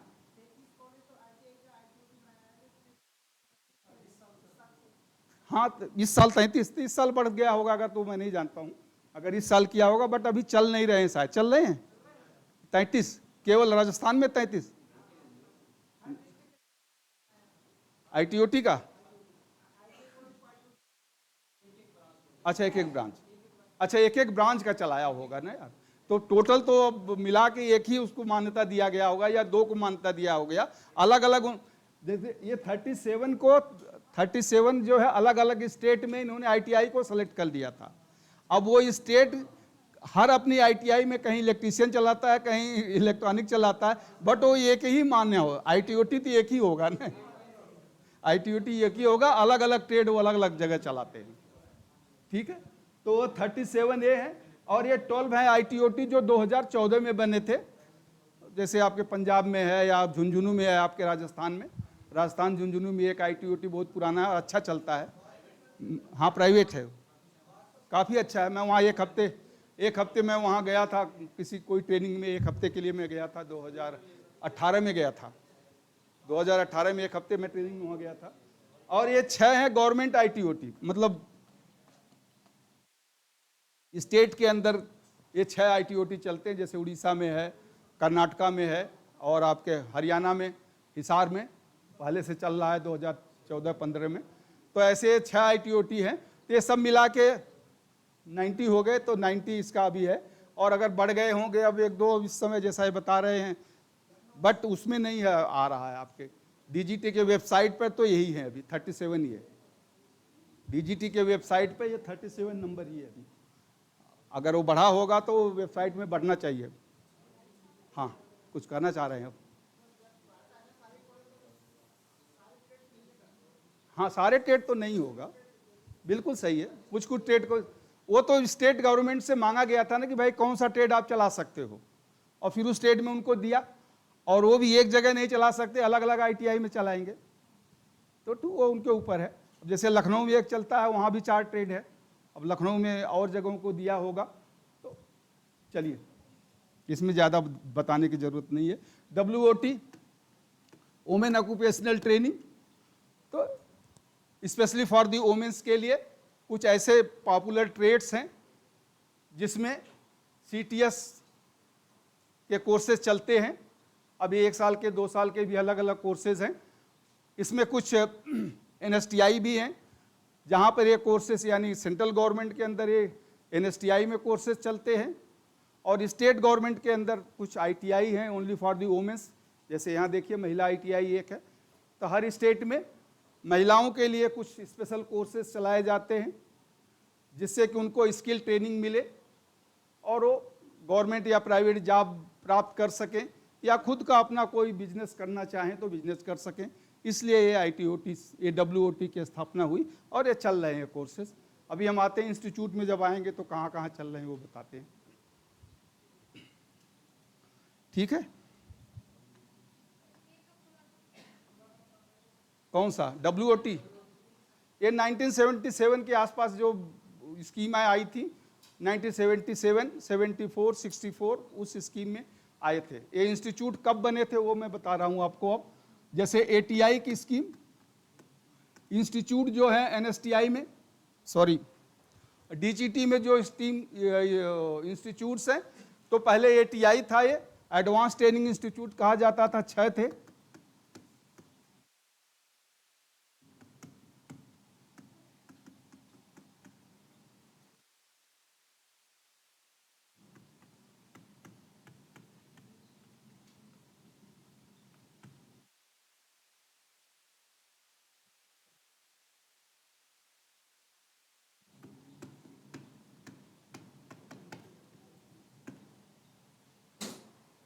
तो जब नंबर ऑफ ITIs बढ़ने लगे, नंबर ऑफ इंडस्ट्रीज बढ़ने लगी, तो ये फील किया गया कि अब इंडस्ट्रीज में स्किल्ड और सेमी स्किल्ड वर्कर्स की क्वालिटी भी अच्छी होनी चाहिए।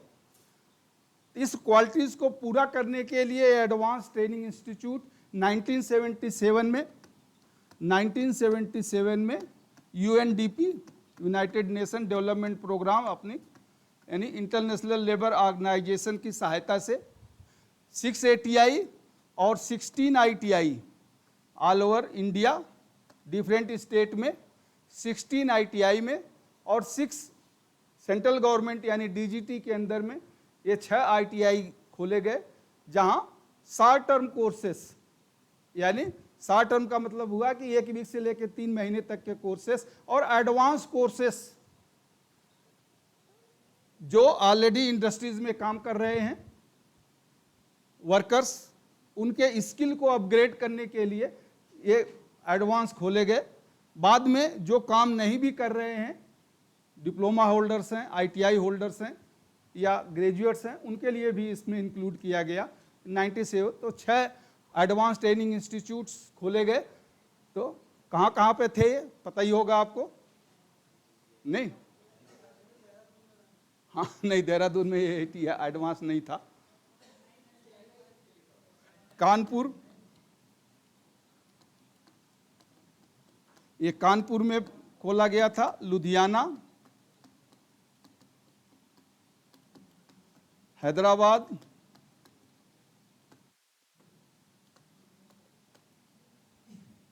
चेन्नई,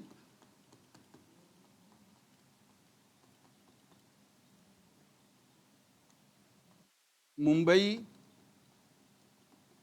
एंड कोलकाता।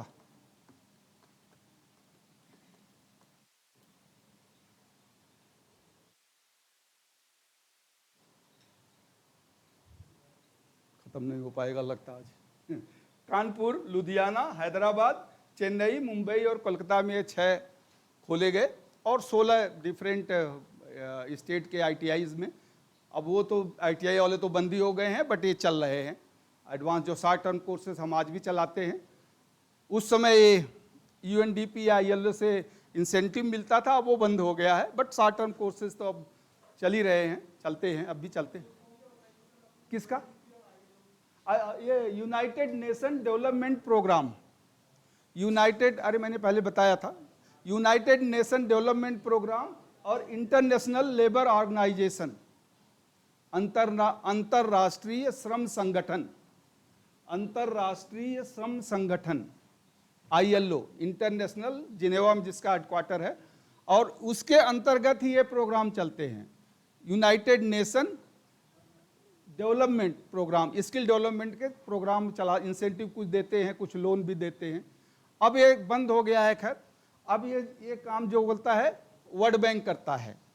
अब वर्ल्ड बैंक, ये स्किल के जितने भी प्रोग्राम हैं, उस समय वर्ल्ड बैंक नहीं था शुरू में, बट जब से वर्ल्ड बैंक बन गया तब से UNDP के प्रोग्राम से, यानी पैसे वाला काम नहीं अब उनका है, प्रोग्राम्स तो चलाते हैं बट ये इंसेंटिव वाला काम वो नहीं करते हैं। तो ये 6 बनाए गए जिनका काम था कि शॉर्ट टर्म और लॉन्ग टर्म कोर्सेज चलाएं। बाद में जितने भी ATIs हैं उसमें लॉन्ग टर्म कोर्सेज भी चलने लगे, और फिर बाद में NSS के CITS के कोर्सेज भी सभी जगह चलने लगे, सभी जगह CITS के कोर्सेज चलने लगे। मिटा दें। इसके बाद ATI EPI, advance training institute for electronic and process, electronic and process instrumentation,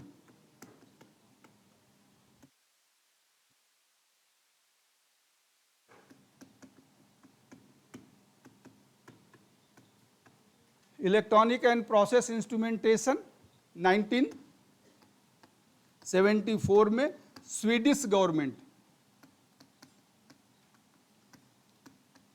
Swedish government के हेल्प से हैदराबाद में एक इंस्टीट्यूट सेटअप हुआ।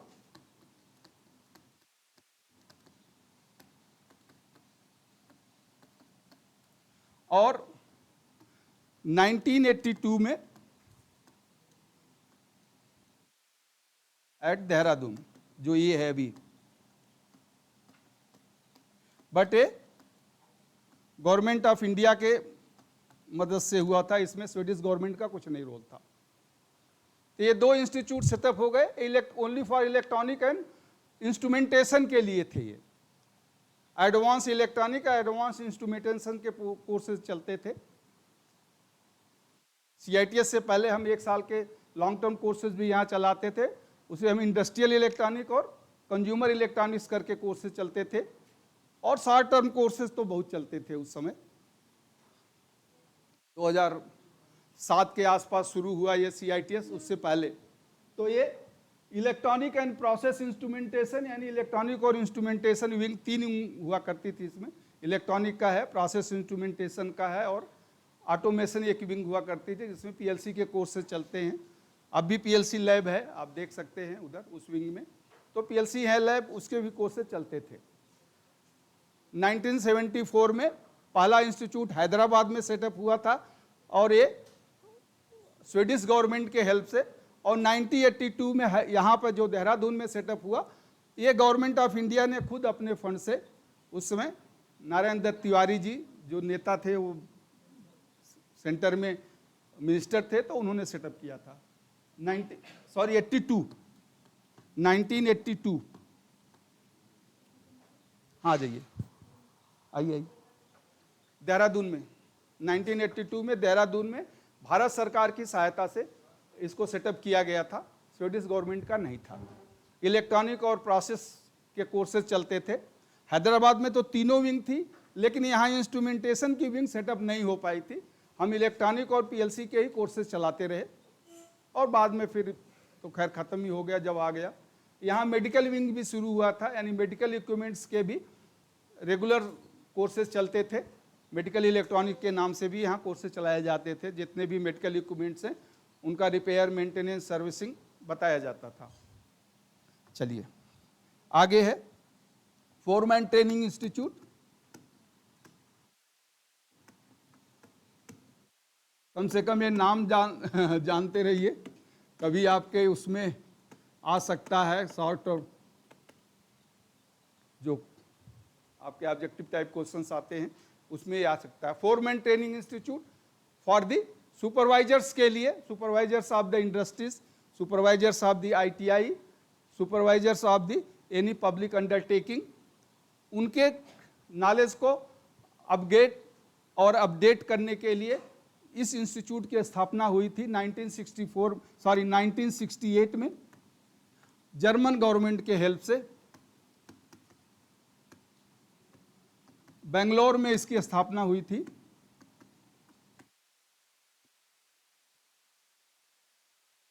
बेंगलोर में इसको स्थापित किया गया था पहला FTI बेंगलोर जिसे हम कहते थे। 1968 में इसकी स्थापना जर्मन गवर्नमेंट की सहायता से हुआ था और उसके बाद भारत सरकार ने खुद अपने एक इंस्टीट्यूट शुरू किया, foreman training institute eight Jamshedpur.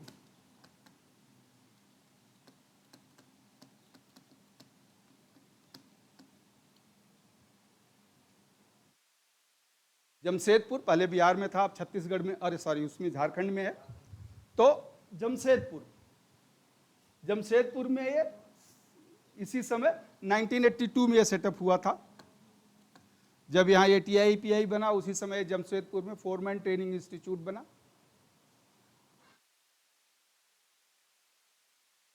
और रोल दोनों का सेम था कि फोरमैन, बट यहाँ तब अपनी बिल्डिंग नहीं थी, ये वहाँ पॉलिटेक्निक की एक बिल्डिंग थी, उसी में एक पोर्शन में ये चलता था कोर्सेज जमशेदपुर में, बट अपनी तो अब बिल्डिंग बन गई है।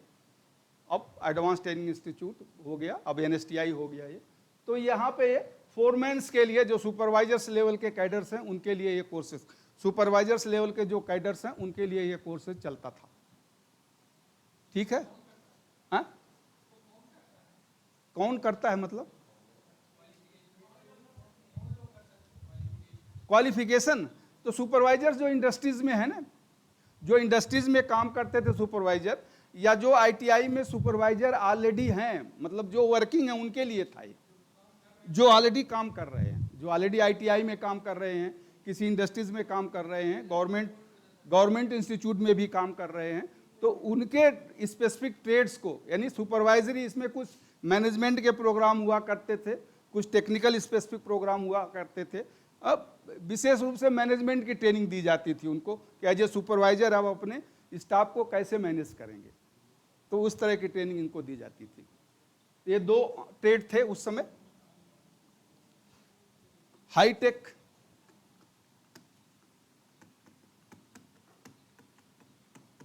इंस्टीट्यूट, ये भी 1982 में गवर्नमेंट ऑफ इंडिया के द्वारा शुरू किया, ये बेंगलोर में।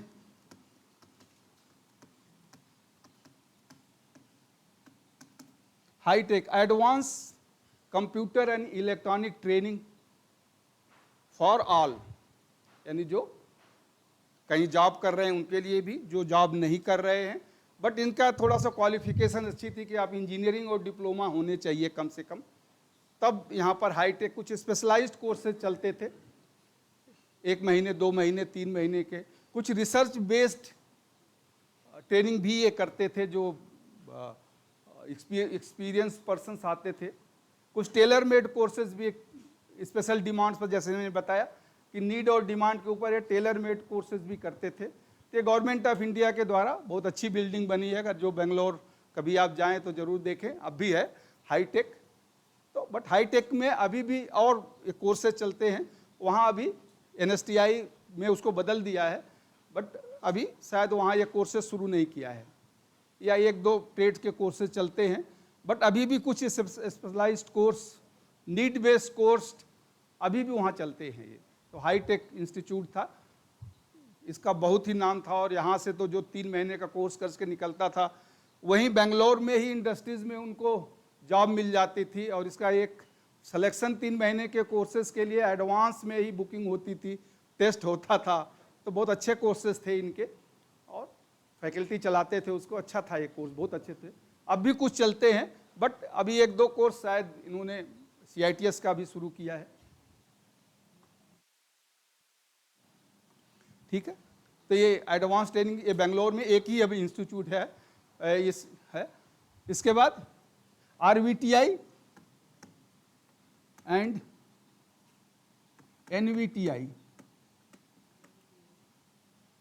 NVTI national vocational training institute and RVTI regional vocational training institute.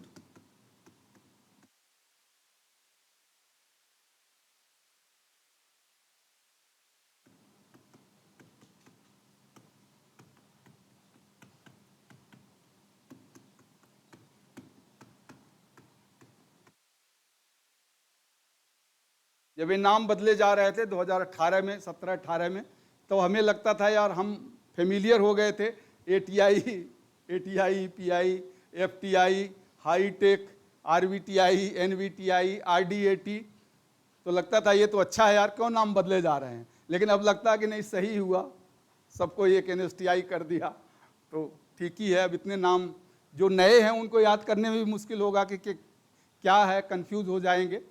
तो ये only for the women training के लिए है, ये only for the women's training के लिए इंस्टीट्यूट सेंट्रल गवर्नमेंट का है। NVTI यानी नेशनल वोकेशनल है, और ये RVTI इसका नाम है रीजनल वोकेशनल। NVTI नोएडा में है, आज भी है नोएडा, NVTI नोएडा में है। और ये अलग अलग स्टेट में से RVTI है। RVTI जैसे पानीपत में है, पानीपत में है, इलाहाबाद या प्रयागराज आप कह सकते हैं अभी।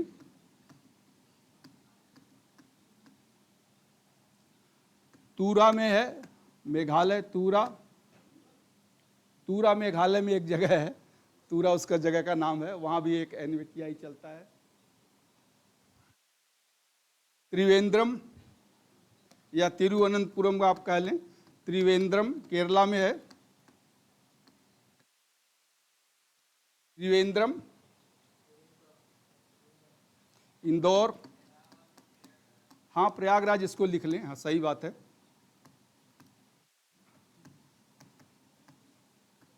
अब उस समय इलाहाबाद था इसलिए इलाहाबाद ही निकल जाता है, बट यह प्रयागराज है, बिल्कुल सही कहा आपने, नाम बदल गया है। इंदौर, कोलकाता, बेंगलोर,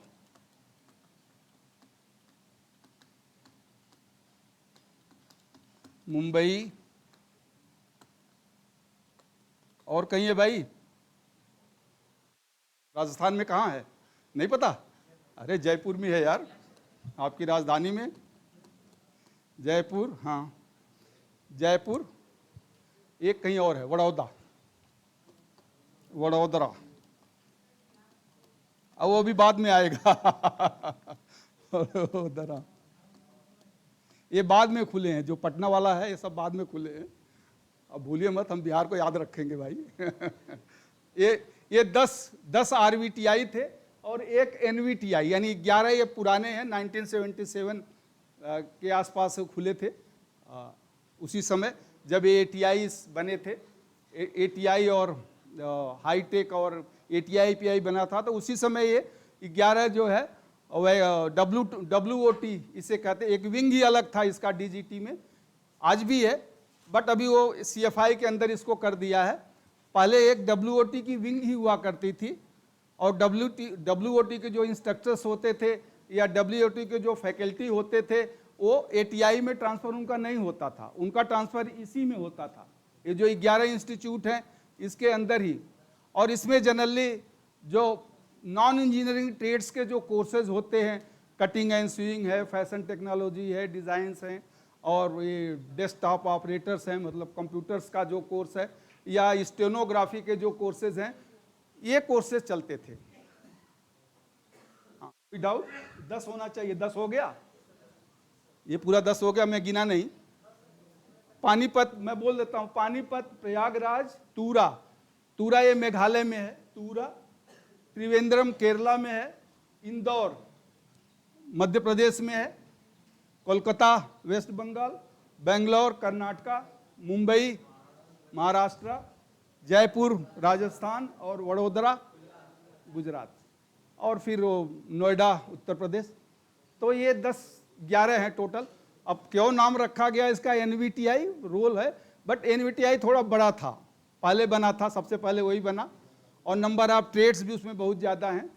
और जगह 1, 2, 3, 4 ही ट्रेड्स चलते थे, बट वहाँ कम से कम 12 या 13 ट्रेड्स चलते थे। तो बड़ा इंस्टीट्यूट था। वहाँ की जो प्रिंसिपल होती थी वो ज्वाइंट डायरेक्टर लेवल की होती थी, और जगह की जो प्रिंसिपल होती थी वो असिस्टेंट डायरेक्टर हुआ करती थी, और सभी लेकिन महिला ही होती थी, महिला ही उसमें प्रिंसिपल और महिला ही इंस्ट्रक्टर और महिला ही ट्रेनिज होते थे। खैर अब तो चेंज हो गया, अब प्रिंसिपल, अब तो दोनों को मर्ज कर दिया, एनएसटीआई और एनएसटीआईडब्ल्यू। तो अब कोई भी किसी का ट्रांसफ़र हो सकता है, कोई भी कहीं क्लास ले सकता है, तो अब चेंज हो गया। चले, अब इन्होंने पूछा पटना वाला बात भाई, तो वो भी आना चाहिए। तो ये 11 के बाद 2016-17 में गवर्नमेंट ने 12 और नए WOT यानी महिला ऑक्यूपेशनल ट्रेनिंग इंस्टीट्यूट खोलने की स्वीकृति दिया। तो 12 में से अभी तक 8 खुला है और 4 का अभी प्रोसेस चल रहा है, खुलेगा या अभी कहाँ पर डिसाइड होगा। तो वो 4 उसमें हैं, वो 4 उसमें हैं। तो वो 4 मतलब 8 अभी तक खुल गए हैं, 8। तो 11 ये और 8 यानी 19 टोटल RVTI या टोटल NSTIW आज के डेट में 19 हैं। तो अगर इसमें आप देखें तो ये शुरू करें आप तो शिमला से, शिमला में खुला, मोहाली,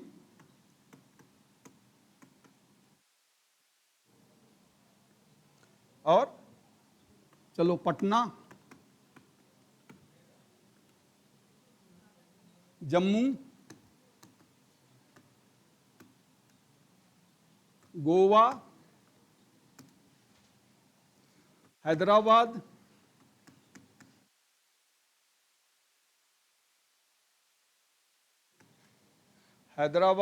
अगरतला, याद करना पड़ता है भाई, भूल जाता है ये तो। अगरतला, और एक कहीं और पर खुला था, अगरतला, त्रिची, हाँ त्रिची यानी तमिलनाडु, त्रिची तमिलनाडु। वो त्रिवेंद्रम था, त्रिवेंद्रम केरला में था, ये त्रिची तमिलनाडु में है। तो ये शिमला हिमाचल में, मोहाली पंजाब में, पटना बिहार, जम्मू एंड कश्मीर, गोवा स्टेट ही है, हैदराबाद तेलंगाना। आंध्र प्रदेश में अभी कोई इंस्टीट्यूट नहीं है, जितने NSTI और NSTIW सब तेलंगाना में ही है। और ये अगरतला त्रिपुरा, और त्रिची अभी मैंने बताया तमिलनाडु। तो ये 8 अभी तक खुल चुके हैं, यानी फंक्शनल हो गए, कहीं 1, कहीं 2, कहीं 3 ट्रेड चल रहे हैं, बट 4 का अभी प्रोसेस नहीं हुआ है। मैं कल ही देख रहा था वेबसाइट पर कि अपडेट हुआ कुछ, तो कोई लोकेशन उसकी अभी तक नहीं है। तो हो सकता खुलेगा या नहीं खुलेगा, वो तो बात की बात है। तो ये टोटल 19 WOT के अंतर्गत, वुमेन वोकेशनल ट्रेनिंग के अंतर्गत चलते हैं, और डिफरेंट ट्रेड्स इसमें चलते हैं। अब ये सब NSTIW में भी कन्वर्ट हो गए हैं। ठीक है, हो गया? कोई डाउट है?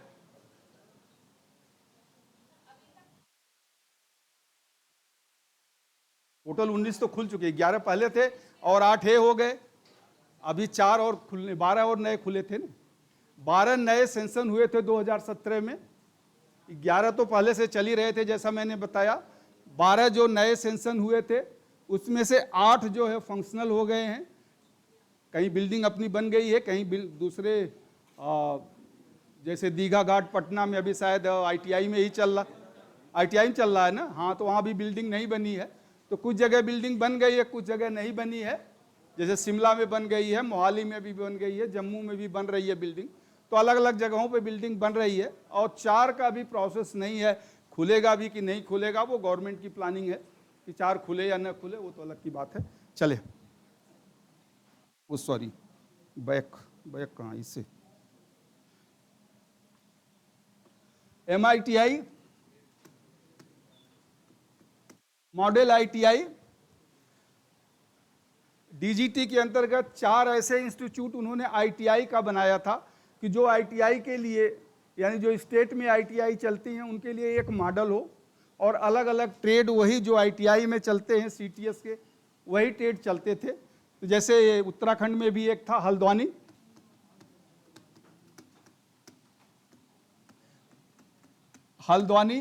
और कालीकट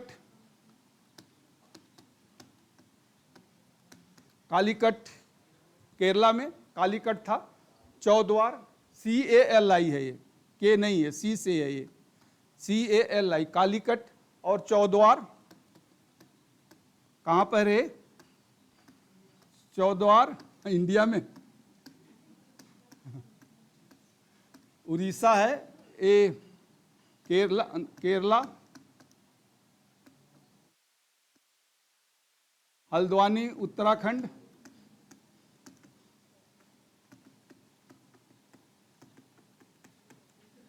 एक और है, कहाँ है भाई?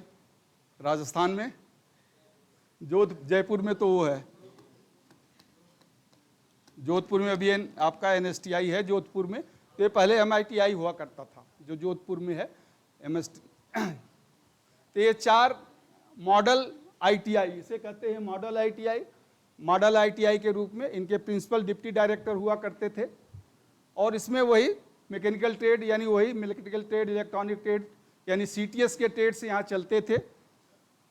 इसकी स्थापना इसलिए की गई थी कि ये जो ITI उस स्टेट में है और जगह है, एक मॉडल ITI के रूप में कार्य करे और बताए कि क्या क्या कोर्सेज और कैसे कैसे कोर्सेज यहाँ पर चलते हैं। अरे वो ओम सिंह को बोलना था, चलते तो नहीं गए थोड़ा उनको बोल दीजिए, बोल देंगे अगर चलिए। हाँ, तो ये कोर्सेज वहाँ चलते थे।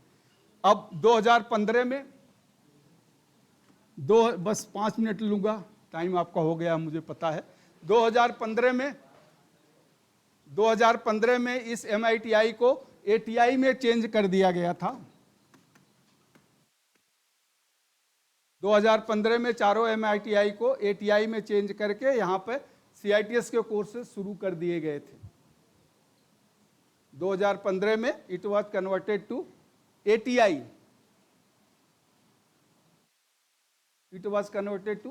ATI में से बदल दिया गया था। RDAT मैंने बता दिया, 6 RDAT थे जो अप्रेंटिस ट्रेनिंग को देखते थे। RDAT, हाँ RDATs का उसी समय MITI ये 77-78 में उसी समय स्थापित हुआ था। ये सभी इंस्टीट्यूट एक ही साथ बने थे। RDAT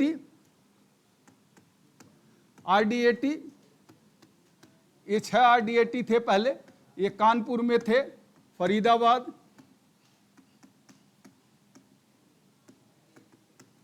हैदराबाद,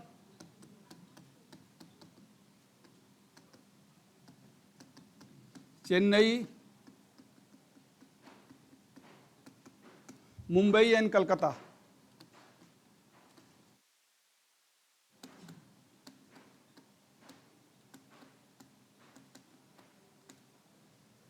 तो ये 6 RDAT थे जो अप्रेंटिस ट्रेनिंग देखते थे ऑल ओवर इंडिया। अलग अलग स्टेट इनको बांट दिया गया। ये डायरेक्टर हुआ करते थे, इसमें जितने भी हैं RDAT में डायरेक्टर हुआ करते थे। कानपुर, फरीदाबाद, हैदराबाद, चेन्नई, मुंबई एंड कोलकाता। इनको 2-2, 3-3, 4-4 स्टेट और यूनियन टेरिटरी। हाँ क्या RDAT नहीं, अभी तो नहीं है, अभी ये नहीं, अभी तो सब मर्ज हो गया। बट ये पहले अप्रेंटिस ट्रेनिंग का ये कार्य देखते थे।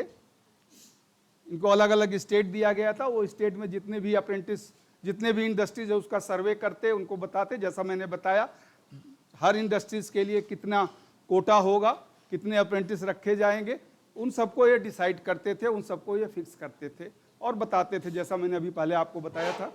हो गया, मिटा दें। चलो 2018 में, दिसंबर 2018 में ये जितने भी ATIs हैं, FTI हैं, ATI API हैं, हाईटेक हैं, या फिर RVTI हैं, NVTI हैं, सबका नाम चेंज करके NSTI कर दिया गया, NSTI एंड NSTIW। हाँ, मैंने तो बता ही दिया आपको, 18 का तो नाम मैंने बता ही दिया, और जितने ATI थे उसका भी मैंने बता ही दिया है कि आपके 6 ATI थे, 4 MTI थे, 2 ATI API, 2 FTI और एक हाईटेक, और एक बाद में एक्सटेंशन बना। वो आप जोड़ लें, सब हो जाएगा। तो ये सबको भारत सरकार ने, जैसा कल आप पूछ रहे थे गजट क्या होता है, तो भारत सरकार ने एक गजट इशू किया और गजट नोटिफिकेशन के द्वारा सबका नाम बदल दिया कि जितने ATI हैं, FTI हैं, ATI EPI हैं, MITI हैं, RDATs हैं, सब अब NSTI national skill training institute कहे जाएंगे, और जो वुमेन के लिए है उसके आगे एक W लग जाएगा, और जो डायरेक्टर होगा उस डायरेक्टर का नाम कर दिया गया RD, regional director, RDMSDE, regional director of ministry of skill development and entrepreneurship. पहले जो है डायरेक्टर ATI हुआ करता था, या डायरेक्टर RDAT हुआ करता था, डायरेक्टर FTI हुआ करता था, डायरेक्टर ATI EPI हुआ करता था। उस सबको अब चेंज करके अब डायरेक्टर स्टेट वाइज होगा। जैसे अब यहाँ के जो डायरेक्टर हैं वो RDMSDE उत्तराखंड, जो कानपुर में अभी बैठते हैं वो यूपी के हैं। तो हर स्टेट का अपना ये RDSD हो गया, और उस स्टेट में जो भी NSTI होगा, जो भी NSTIW होगा, इसकी पूरी जिम्मेदारी उनकी होगी। पहले यहाँ जैसे हल्द्वानी था तो उसके डायरेक्टर अलग हुआ करते थे, देहरादून था तो इसके डायरेक्टर अलग थे, अब दोनों का डायरेक्टर यही होंगे। एक तो ये हो गया, और दूसरा जो अप्रेंटिस RDAT खत्म किया, अप्रेंटिस की जिम्मेदारी भी, अप्रेंटिस का जो काम RDAT का था अब वो ये डायरेक्टर देखेंगे। सिलेक्शन तो ये UPSC से आते हैं भाई।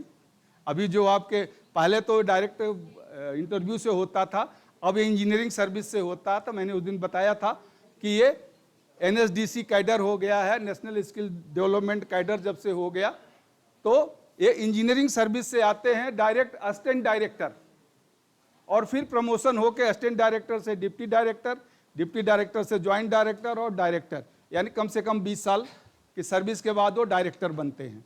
और फिर आजकल नियर अबाउट 45 के आसपास डायरेक्टर्स हैं जो डिफरेंट RDATs में हैं, और प्लस 8 या 10 आपके हेडक्वार्टर में हैं। तो ये डायरेक्टर्स होते हैं, ये इनका क्लास 1 रैंक होता है, ये क्लास 1 है, UPSC के द्वारा सिलेक्शन होता है इनका। तो ये अब इनका काम होगा कि अब केवल ATI ही नहीं देखना है, अभी NSTIW जो है उसके साथ साथ जितने अप्रेंटिस के वर्क हैं और जितने स्किल के डेवलपमेंट स्टेट में चल रहे हैं उनसे भी कोऑर्डिनेट करेंगे। जो स्किल डेवलपमेंट मिशन के काम हैं, उस स्किल डेवलपमेंट मिशन के जो कार्य हैं उनको भी ये देखेंगे। तो ये RDSD हो गया। तो ये पूरा DGT का सेटअप मैंने बता दिया। अभी 18 यानी 11 और 8 19 NSTIW हैं, और रेस्ट जो है, एक जो एक्सटेंशन सेंटर है जो चेन्नई में है, और जो रेस्ट 35 में जो बच जाते हैं वो NSTI हैं, नेशनल स्किल ट्रेनिंग इंस्टीट्यूट हैं। ठीक है, कोई डाउट नहीं? चलिए। हाँ, IT-OT तो प्राइवेट है, उसका डायरेक्टर से रोल नहीं है। IT-OT का काम डायरेक्ट जो DGT में बैठते हैं डायरेक्टर वो देखते हैं।